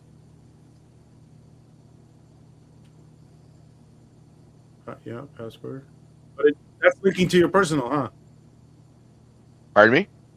That looks to be That's my linking to personal your one. If I click on this, it comes back to this. So did you ask That's where- ChatGPT? Could you ask ChatGPT? Hey, here's the problem. It's connecting to my personal. How the fuck do I get it to connect to the not personal? Sorry, I prefer using mine. Yeah, your own AI, right? Yep. Let's see. Steven, Edward has his own AI on his own server, open source. Have you been using it a lot, Edward? Oh yeah. I want to hear about that. You can see on the one side, or you can see a lot of what I've been doing. Yeah, I see that. Of course, mostly it's. I also saw. I mean, I just pulled up 4 or 5 tutorials off of YouTube that are discussing it, how to connect, and there's even one that is supposed to take your Restream platform and put it on. What the heck? Put it on up to 30 different servers. Yeah, I that would be cool to talk about later, but let's do one thing at a time. No, I'm saying this. I think this could. I'm going to look into it more, but I think this is the solution. I mean, it's coming straight from I see. Restream. I'm trying to. What's this link? Oh, that's a video. So that's a YouTube video. Okay. On how to do it. Yeah, hold on. I'm trying to find out how to. I'm gonna record that just in case. Yeah. We need it next week or something. Gosh, dog. Yeah, I don't need all that stuff. There we go. And by the way, you mentioned the general problem of nobody's acting because each side is not telling the other side what to do or whatever. So we could tell you what's available that you could be doing. One thing is we really need more than one person who is responsible for making sure to be there for the live stream to function. Sure. So yeah, we're Assistant changing host. it to Edward. It would be cool if it was you and Edward. I can do that. That way, So- if one of you guys don't show up, it still happens. Yeah, I just put something in the chat from Restream's direct page, and it's talking about multi-streaming. So that that also may be something to explore. Last time I checked into it, I found out Restream on the free account lets you multi-stream to 2 total, and their next plan is $17 a month, and that gives you more. StreamYard's free plan only gives you 1. Anyway, it doesn't matter. StreamYard doesn't matter. Well, I mean, this might be something worth for me to get into, anyways, with my other organizations. That's actually what I'm doing too. So if that's the case, I mean, it's just more connectivity. So we're all gonna solve this problem together, regardless, and then that amplifies the message. Yeah. Yeah. See, So what I'm would sitting be here? Yeah, go ahead. I'm sitting here looking at what the AI came up with, and I mean, all the information they're getting, and it's the same thing I get from Restream's site, almost word for word. What did you prompt it with? How to make Restream videos stream to YouTube when you're a manager on a channel, not an owner. No, you're not really describing the problem, though. Yeah. The problem is when I try to connect, it's connected to my personal instead of my. There we go. Personal. You might have to say it better than that, but you have to say what the option Yeah. is.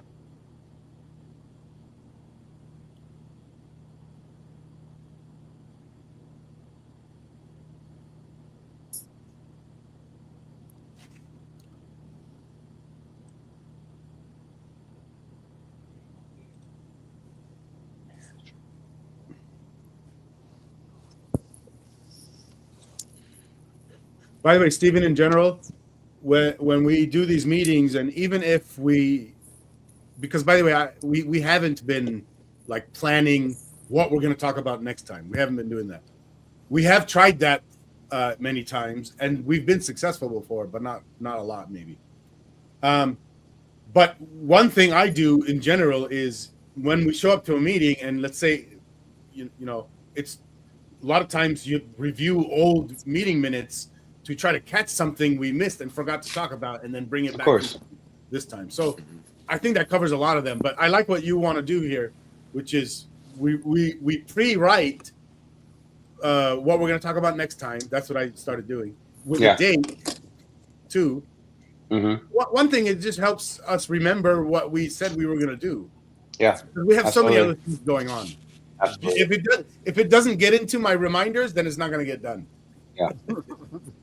That's how it is. Yeah, a good meeting will always address old business, new business, and any kind of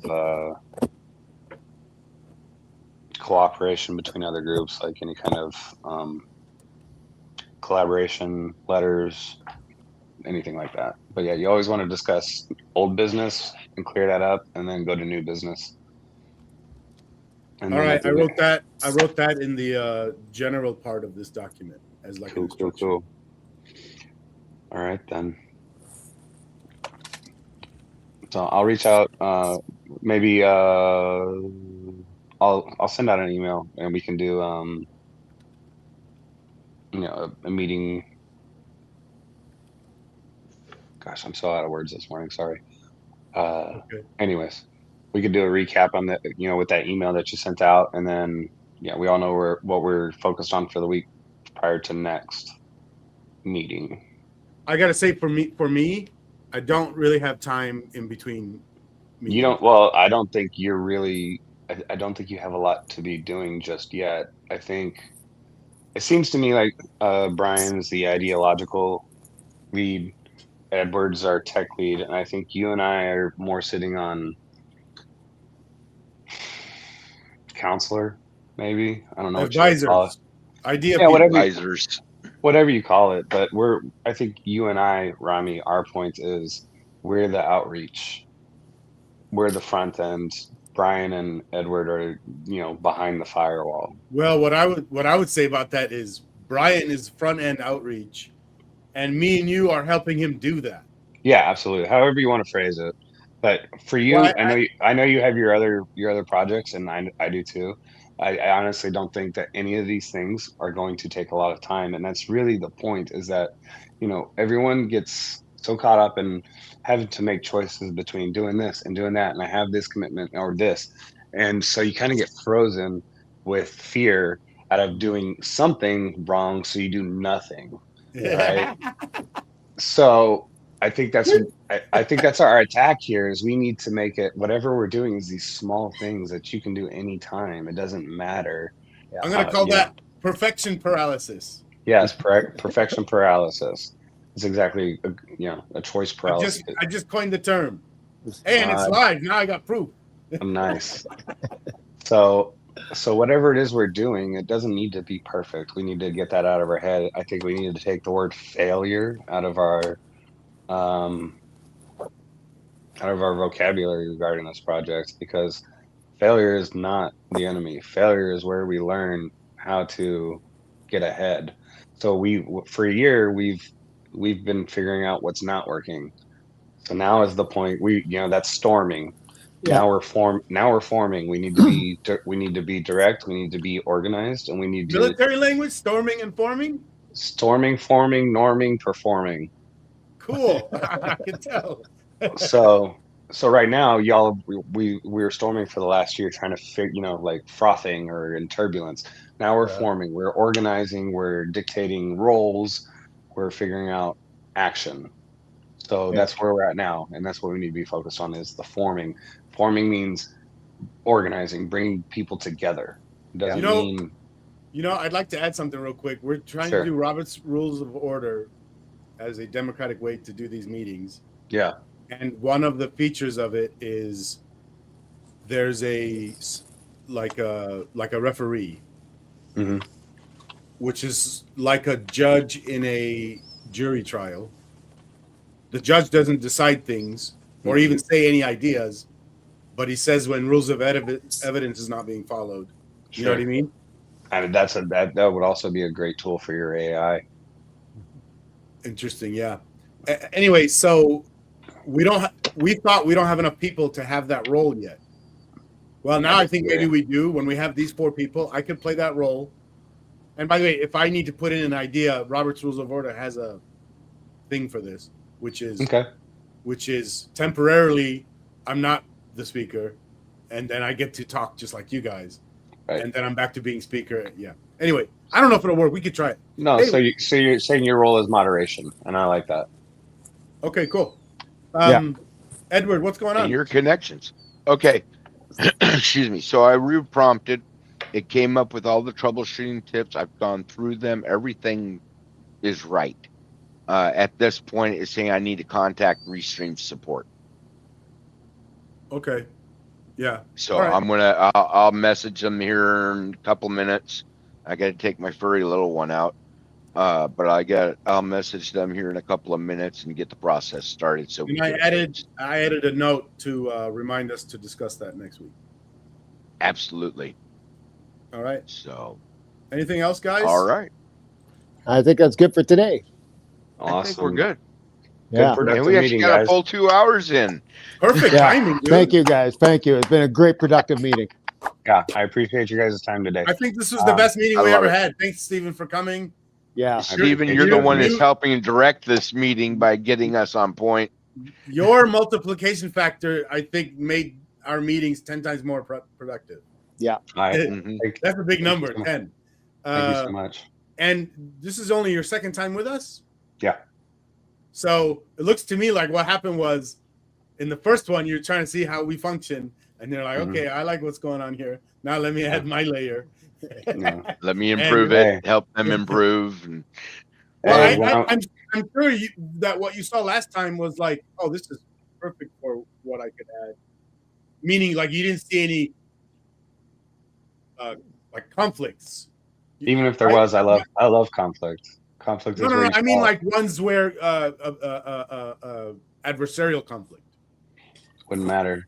What do you mean those are bad? Come on, like it wouldn't matter. Talking to a Marine. Let me give you an example. So Thursday, I was out protesting in front of one of our state representatives' offices in downtown Fort Worth, and there was probably like 5 or 6 of us. And we're just holding signs, no protection for pedos and stuff like that. I had my 2-year-old daughter with me, and I put little jingle bells on her ankles, and she was holding a sign that says "Free Hugs from Antifa." And I was holding a sign, and I was playing a ukulele and just making a scene. What's the worst anyone's gonna do? The worst thing that happened that day is this dude in his massive truck, lifted and everything. He pulls right up to the curb where I'm standing with a 2-year-old, and he rolls down his window and he flips me off, and he peels out. And you know what I did? I picked up my daughter and I followed him into the parking garage, because you can honk at me and you can agree with me. That means I don't have to spend effort on you. That means you're already with me. If you don't agree with me and you're staying quiet, you're not my problem. If you don't agree with me and you actively want to speak against me, then I want to find that connection. I want to know, what is it you think I'm doing wrong? What is it you think I'm against? Because I can promise you, you're wrong. I don't want. Or you're willing to change your mind. Maybe they're right. Yeah, I'm willing to. They gotta explain. I don't need to agree. I need to understand. So, and that's where I come in. Yeah, but if we were acting that way with you last time, then you probably wouldn't have came here even. Well, let's try it. Let's try it with the new guy. Let's get militants on him and see if they come back. Well, so how did that end? Somebody was militant with us. So how did that end? Yeah, it ended with a middle-aged man in a $60,000 pickup peeling away from a 2-year-old holding an Antifa sign, because these people aren't thinking; they're afraid. Everyone is fearful, and when we're fearful, our mind. Stole your sign? No. I approached him. He was turning into the parking garage we were standing next to. He just took that extra couple of seconds to flip me off. So I walked a couple of yards with my kid, and he's sitting there at the gate trying to get in to his own parking garage at this private club. And I just asked him, I was like, "Hey, man, are you okay? Do you want to talk?" And he goes, "Oh, fuck you." And he rolls off, and I'm there with my 2-year-old, and what's that say about him versus I what's like that that say about reply. me? Hey man, are you okay? Do you want to talk? Yeah, I mean, there's a lot of really good. I'll send some communication stuff to you guys that'll blow your mind. But if you're asking questions, especially if someone's being hurtful, instead of saying like reacting, just give them like the 5-10 seconds and let it sink in, and then you say, did you mean that to sound disrespectful? Did you mean that to be hurtful? What did you want that to do to me? You're giving them a chance to like back off from it. Yeah, you're giving them a chance to think about it. And then if anyone else is around you, it's not on Yeah, what you most did. people's reaction is would leads to the other person escalating. Yeah, it's always escalation. If you can de-escalate, if you can say, if you can get in the middle and just make, again, connection. That's where it's always at. And you know what? He left and he was angry and he didn't agree with me because we didn't get to talk. But I guarantee you the rest of the day, he was thinking about how I didn't cuss at him and I wasn't fighting him. I came to him with my child. I trusted my child's life. I trusted him with my child's life for that brief 20 seconds. And, that probably fucked him up for the rest of the day because I didn't fight him. And you know what? He was looking for a aggressive response, and you gave him completely the opposite, and it just confused the hell out of him. Question real quick. That thing you did with that guy, is I'm sure there's a version of that you do online. Absolutely. Okay. My guess is, I don't know if this is the right way to say a guess. I also have a methodology like that, okay? I call it, well, kind of doesn't matter what I call it, but a cool marketing name for it is anti-trolling method. Sure. It's a method of dealing with trolls. And let me just describe it really quick. Part of the purpose is to convert them from being a troll to not trolling anymore and being a productive member of the discussion group. I think Brian's freezing wherever he's at right now. No, I'm good. It is chilly in my shop, but I agree with you. You're disarming them. Yeah. Yes. You're not arming yourself to get in the fight. By the way, have you written anything about this methodology that you're doing? No. Okay, I wrote mine, by the way. I don't write anything. I'm a people person. My wife gets pissed because I don't even write my recipes down. So she says one day you're gonna die and the kids won't ever get to have any of your food again. I'm like, well, that sucks. And you call that being a people person? Oh yeah, I love people. I'll tell you guys. But you can be a people person by teaching them personally how to do it. And it's on. Well, again, it's all motivation, right? It's you can disarm them or you can fight them. I don't want to teach people. I want people to question themselves. I have no power to make you believe what I believe. I have no power to make you change your thoughts. I only have the power to ask you a question. Yeah. And if I can disarm you with a question, even better. If people disagree or are making valid statements, if you're not trolling, if you're making a valid statement, I'm going to take your valid statement. I'm going to look at it and I'm going to ask a question. I would like to end this live stream with one question for Steven. Sure. Now I'm already disagreeing with my own question, but I'm going to say the question and then disagree with it. Well, then it's working. You're questioning yourself. My question is for the people watching and for us here, but for the people watching. And by the way, nobody's watching now, but people might watch it later. Maybe. Yeah. So we get a few views. And it's probably just the people that have already been here. But whatever, that's good enough. Anyway, the question is, where was I going with that? What was the question? I had too many derailments. It's working. It's working. You have to think about it. Oh, here was the question. So if people were, after watching your display just now, were curious about, how you learn these things, and if it was, let's say it was from a book or a few books, what are those books? And if it's not books, then what is it?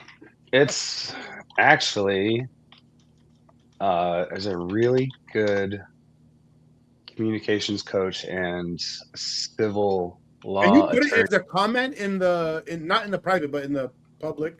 Yeah, I'm putting it in. And then write it nice enough where I could put it on the screen? Here, I'm just going to put it. I have a feeling that Steven's a little bit, this comes naturally to him to some degree. So I put it. Yeah. I put a YouTube channel in the chat. Jefferson Fisher, excellent communications coach. And I'll tell you, 2 years ago, 3 years ago, I would have been the guy to get in that fight. But listening to this guy, he really gives you that space to understand the power of listening over the power of speaking. So if you want communication tips, Jefferson Fisher is a great guy. He even does like the little like shorts on YouTube, so you can scroll through in like 10 seconds and learn something. But he's really great. He talks about framing a conversation. He talks about how to disagree with somebody. He talks about how to keep open questioning going. And you know, he's just really good. I really appreciate the way he teaches things. Sounds like something us three could utilize to our advantage. Yeah. I think everyone can learn something from everybody, but this is where this is a guy that catches my attention. He's here in Texas. I think he's even here in Tarrant County where I am. I haven't met him. I'd like to get connected with him. How much is it from your military experience? What I know? You know, like the things you've been saying in the past, I don't know, past 10 minutes. I would say if you could take away aggression, all of it. But the thing is, the military puts so much aggression into what you do that it's a fight. So for me, it's been reframing from a fight to a compromise or a connection. Really? I'm curious about that. I would have guessed that the military has also plenty of non-adversarial, non-fighting, working together knowledge. Well, yeah, that's when you have like the common goal, right? Like, so when specifically I'm building, you know, I'm leading a team to arm a flight sortie mission. So we need, say, 20 bombs built up and inspected and delivered and loaded up by this certain time, so that these guys can bomb this certain place at the right time. That itself is an adverse kind of militant action. What we're doing is simply building up components. That doesn't, you know, we can disagree on lots of things, but we have it's the same as we've talked about before. We have clear defined goals. We have clear defined timelines. We have clear defined roles, what it is each of us is expected to contribute, you know, and that comes by certifications, trainings, time and service. Well, and the methodology that they explain about how you interact with each other. I mean, I'm guessing a lot of it is very respectful rather than I'm gonna fight you. And there's not a lot of room for that. There's not a lot of room for that in the military, especially if you're on a mission focus. Whereas, yeah, it's instant obedience to commands, and you're expecting that say me or the guy who's in charge of me is making the right calls. But the truth is, we only have so much scope, that we only have so much, what we say is right or what we need to do to the mission we only have so much effect on it. Honestly, the military is the perfect, U.S. military is the perfect example of working socialism. Everyone does exactly what they're told, exactly how they're told, when they're told, but not until they're told. So it works because everyone knows their function and nobody steps out of line. When somebody steps out of line, that's when it becomes, combative. And usually those people don't last very long. They get pushed into jobs. By the way, I got a dumb question. Okay, I've never been in the military. Sure. Like when we go to war, like Mm-hmm. as an example, the Iraq War, the second one. Mm-hmm. Is there a briefing where the officers explain to the soldiers, by the way, here's why we're going to war. This is what Iraq did, and here's what we're doing to whatever. Do they do that? No, Justifying it. I think that's the recruitment level. People, that's your vibe attracts your tribe, right? So if your vibe is, I really hate what Iraq's doing and I'm gonna go kill some people, well then you're gonna go talk to a recruiter, and a recruiter doesn't have to sell you on that because you came to them, right? And once So what you're saying is like they just let the media deal with it. I don't know if they stick in their messages in the media. And they let the media talk to the soldiers. Well, before joining, sure. And then once you're in, everything is mission based. You're already committed. You're committed at that point. Yeah, you're already committed once you're recruited. You're in the mindset. I'm not very happy with what I just heard. I thought it was better than that. Well, I mean, but that speaks to a larger institutional problem. You think about the military is at least in the U.S. the military is usually around 1% of the population, a military age population. But you think about that, that's also really close to like the 1% of the top wealthy, right? So think about that disparity. What drives a person to leave their home and to go to war in a place they don't know for a reason they may or may not understand? What drives people to do that? Poverty, uh, rough home life, sexual abuse, Can I add monetary one to issues. your list? Absolutely. Yeah, please. Okay. Stop me if you already know this, but I'm going to try to explain it, and it might take a few points. I learned recently that the concept of nation did something similar to the concept of religion. So what religion was doing was, when somebody made the first religion, what they were doing was, hey, how do we unite people, whether it's a good kind of uniting or a bad one? How do we unite people across clans? So they made the religion concept, and now the clans don't matter; it's the religion that matters. Right. And we're a group by religion. And then the nation concept, which is much newer, is we're going to. And by the way, the religion stopped being a good uniting over clans, so they came up with the nation concept, and that is, let's unite by nation, and now let's create the concept of a citizen, and let's brainwash our citizens to go to war for us. Yeah, you could call it brainwashing. I mean, nationalism is a thing. It's happening right now. You see it with our immigration issues.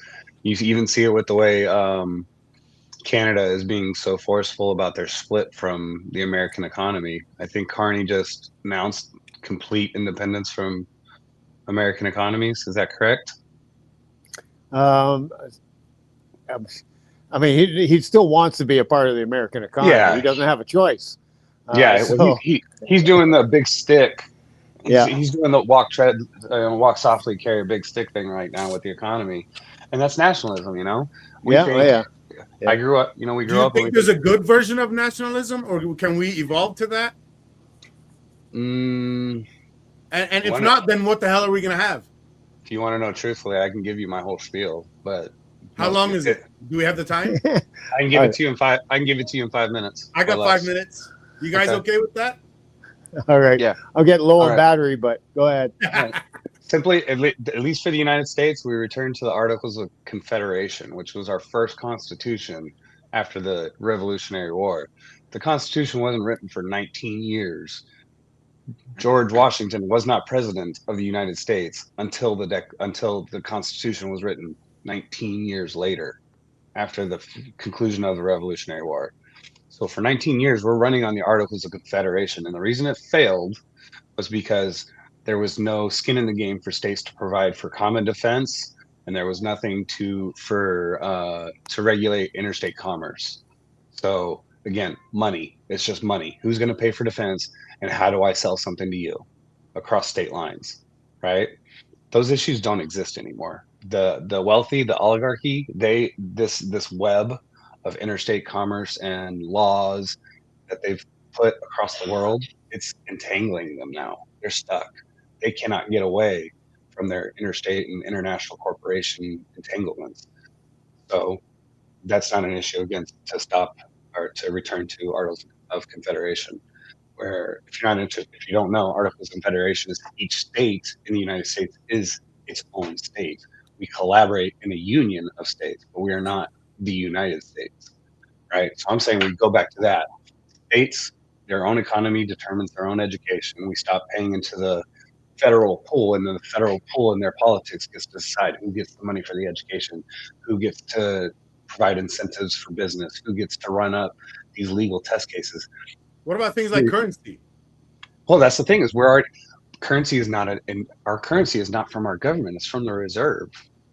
We don't need the federal government to tell us or to regulate money that's already happening privately. Are you saying there's potential for each state to make its own currency or something? No, I'm saying we already have a national currency. I'm saying Well, would the it states doesn't. have the right to do that in this scenario? No, states don't need to. I mean, states All already. right. Oh, let me ask it this way: the original 19 years of the United Uh, States did this. Well, actually, I already know there were multiple currencies. there were multiple currencies, but there aren't now. That was the problem then, and that's not the problem now. I see. Now that's a problem for the people who depend on that, right? Now we don't depend on. I don't travel across state lines to do business ever. I rarely leave my town, so why do I need to worry about what interstate laws are and profits? I don't worry about that.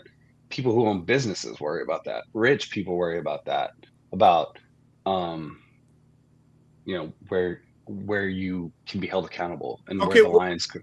your So idea. I'm saying you go back to state level. We already have state defense and we already have national defense. You cannot undo that.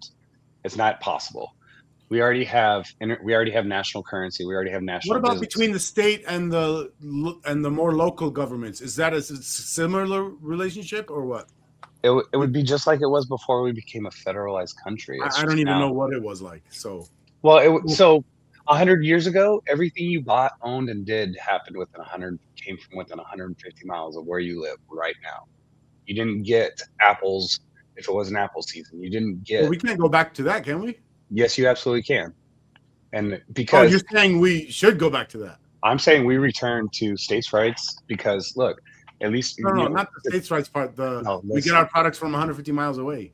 yeah, everything. I mean, it's not possible to do that, but the point is, if we focus on things like that, bringing back community, bringing back connection, I bringing do back. think we should be eating from food that's less than 150 miles away. I agree with that. I And agree. we I mean, do more of that.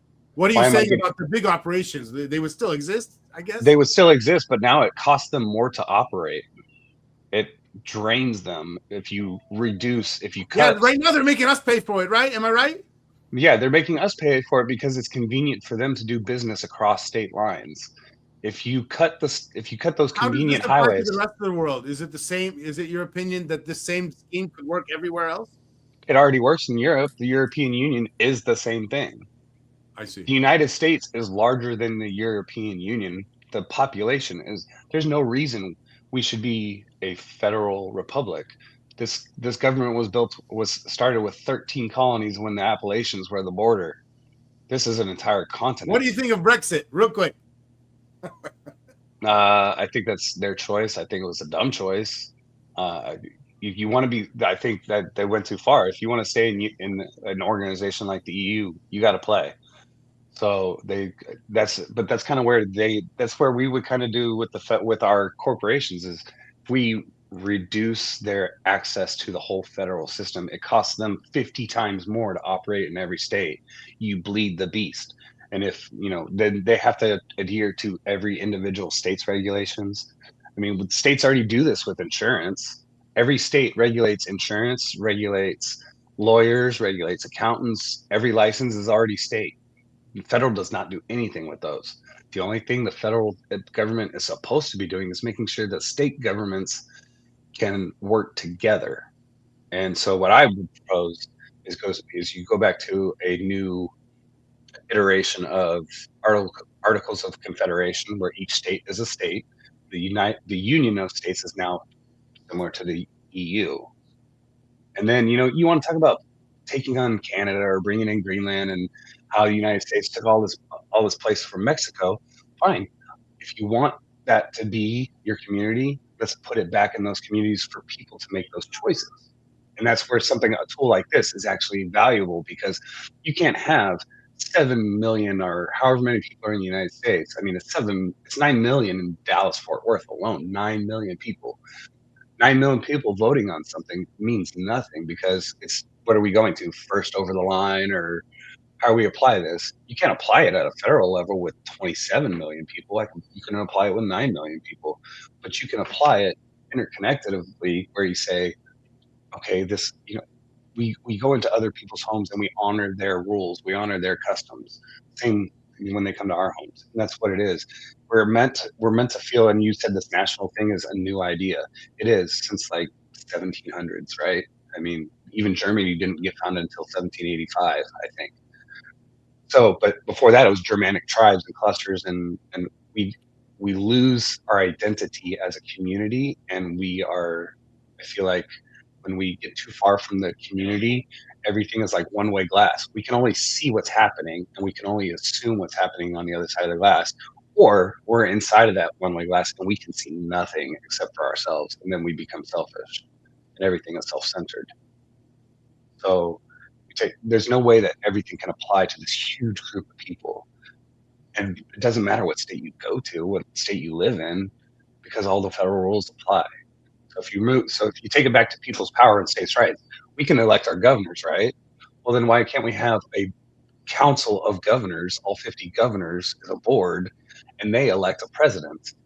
And then you cycle those guys, the governors, state elections on a 4-year cycle, so that it's constantly getting new blood in. And then these board of governors have to elect, and their responsibility is to resolve conflict between states, not to dictate what another state can do. You know what I mean? And I think that's where we go. And I think that's where a tool like this happens. And I think that's where something like doing no small acts, our focus is always just this national thing. We're trying to make everything fit for everybody, and it's never going to. You know, that's why because everybody's different. And that's why dictatorships What work, about things like some states, because of the people that live in that state, are a lot more on the side of things like, you know, letting young girls marry, for example. Well, that's the thing, is why do we have to have a federal statute that makes that applicable across the state? If you want to be a gross pervert and can marry your cousin, then Arkansas can have that state, that rule. Well, that kind of screws the young girls. Right, but you move your family out of a place that allows it. That's free choice, right? That's democracy. Is what you're saying. Yeah, and then if people move out, well, then guess what? Texas isn't gonna, places like Texas won't get the economy. Now states have to compete with each other for like moral laws. Exactly. Well, I mean, think about it. California has such a huge surplus economy that they put into this pool of the Department of Education at federal level, and then the federal education says, okay, well, Texas gets this much money. But then it's kind of like gaslighting or abuse. You say, well, you don't get this money if you don't agree with me, but California is paying more, but they don't get anything back because they don't agree with you. Why would you pay into that pool in the first place if you can be a state and say, okay, well, my state's going to be educated, my state's going to have health care, and when you have educated, healthy people, they produce, they have work. Companies will come there. The reason companies come into Texas, because Texas is giving incentives. They're giving businesses tax incentives to move here. It's basically free money to come here, but we don't have the population that's educated to do that work.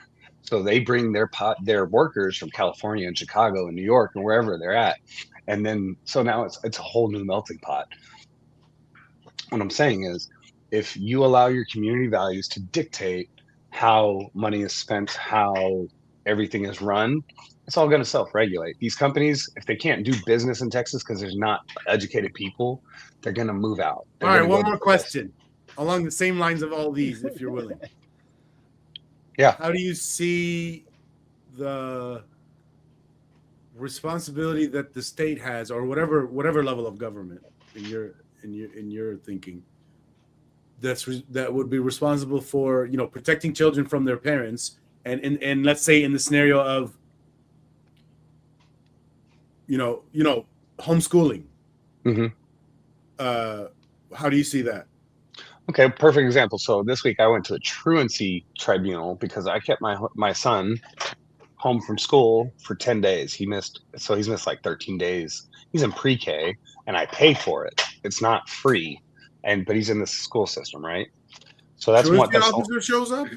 No, I got a letter saying I had to go to a truancy tribunal, a court, to explain why my kids. And you're talking about parents being responsible for it's their the own same children. topic. I agree. Go on. Yeah. Why do I need to go and talk to somebody who doesn't know my family to explain my choices for my children? Now, if you want to marry young children and abuse them, who's going to know more about that than your community around you who sees it every day? Your state senate isn't going to know it. The tribunal isn't going to know it. Your school's teachers will know because they understand your children. But it's your community. Okay, suppose somebody alerts the government. What do you think the government's supposed to do in that scenario? Well, that's this. What do you think the state's are responsible for? Should the state tell? Is it more important for the child, for the parent to have rights over the child, or is it more important for the child to have dignity? Which You're one does asking the my state? view? I mean, I Yeah, have a view, but it's still yeah. tough to figure out how the government should be involved. Okay, My well, view is to do with freedom, and a lot of parents don't have my view. They have the view of sure. they I have the think, view of I'm gonna mold my kid. You mhm. know, Yeah, well, a lot of people have babies and they're cute little accessories, and then they grow up and they argue with you, and then they have their own thoughts. The best you can do is, you know, if you're making an arrow, you choose a straight stick and good feathers and a good stone, and you make this arrow. Once you let it loose from the bow, there's nothing you can do about it, right?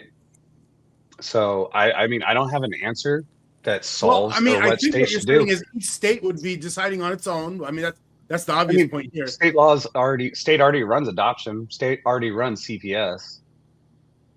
That we're not changing anything. My idea is simply to remove the federal executive from the power of one person to 50 that we straight elect in the state. If your state governments, you're still electing your state representatives, your state senators. They should be electing your federal representatives. But the point is, the state, whatever the state is enforcing, if you don't like what your state is enforcing, go somewhere else. Move back to where your Except community children is. don't have that access if their parents don't give a fuck. Well, children do. People don't know that. I mean, this is the kind of thing. This is You mean like running away from home?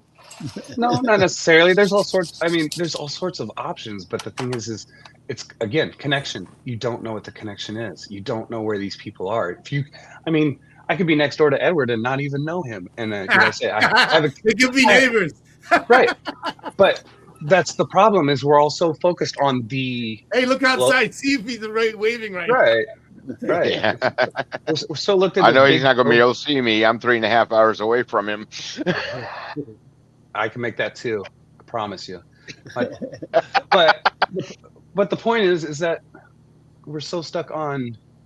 Again, you're talking about this paralysis. There's too many choices. There's too much scope. There's too much view. There's too many people. There's too much what ifs. I don't care about what ifs. Narrow it down. Don't tell me what you can't do. Tell me what you can do.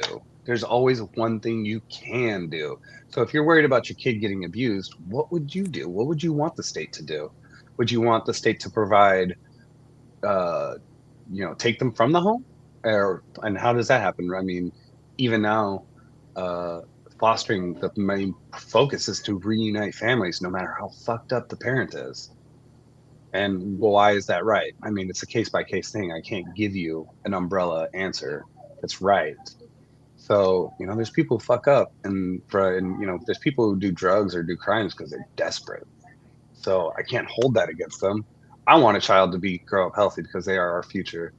Parenting is parenting. I think the point is what you do is most aligned with like the 7 people you interact with regularly. So if you interact with a Nazi and a racist and a rapist, you're going to be into those things, or you're going to be open to those things. If you surround yourself in your community with people that you hold accountable and they hold you accountable because your neighbors, your family, your kids go to the same school, you go to the same church, whatever it is, we need to be accountable to each other, and we need to be open, approachable for each other. And we also need to make it possible to say, hey, your kid's fucking up and I'm in your community and I care. And that's, again, when you go to Jefferson Fisher and you look at his stuff, he talks about framing conversations. You say, hey, I noticed Strider I want to have a conversation about Strider's behavior in school, and it's going to be a hard discussion, but at the end of it, I would like to walk away having a clear view of what we can do as people who care about Strider. So you say, you're not going to like this. This is what we're going to talk about. This is what I want it to be at the end. It's a hard discussion. And that's the way they need to be every time, even at the state level. Say, this is a hard discussion, but there is no answer. How do we together solve that in our community? However large that community is, your neighborhood, your school district, your county, your state, it's all community. I mean, 7 steps, you can be 7 steps away from anybody in the world and know them. And we need to be treating our life that way. We need to sonder. Everyone knows what it means to ponder, where you think about yourself, where you're in your own head and you're pondering. Do you ever sonder, where you think about you're the extra in everybody else's movie? Because that's where the power is trying to understand the community that you're in, not that you're looking at. Does that make sense? I like Does that. that answer? Okay. Yeah. Yeah. All right, I'm running out of battery, guys. I'm gonna Yeah. get All going. right, guys. 2.5 hours. Way to go, guys. Yeah. Yeah. Good one. You bet. That's what You might right. want to make a notice about that on the on the lead on the video. Yeah. All right. We'll get together next week, and Yeah. everyone knows the tasks. All right. All right. Take it easy. All right. We'll see you Awesome. later. All right. See you guys. Thank you. Good one. Later.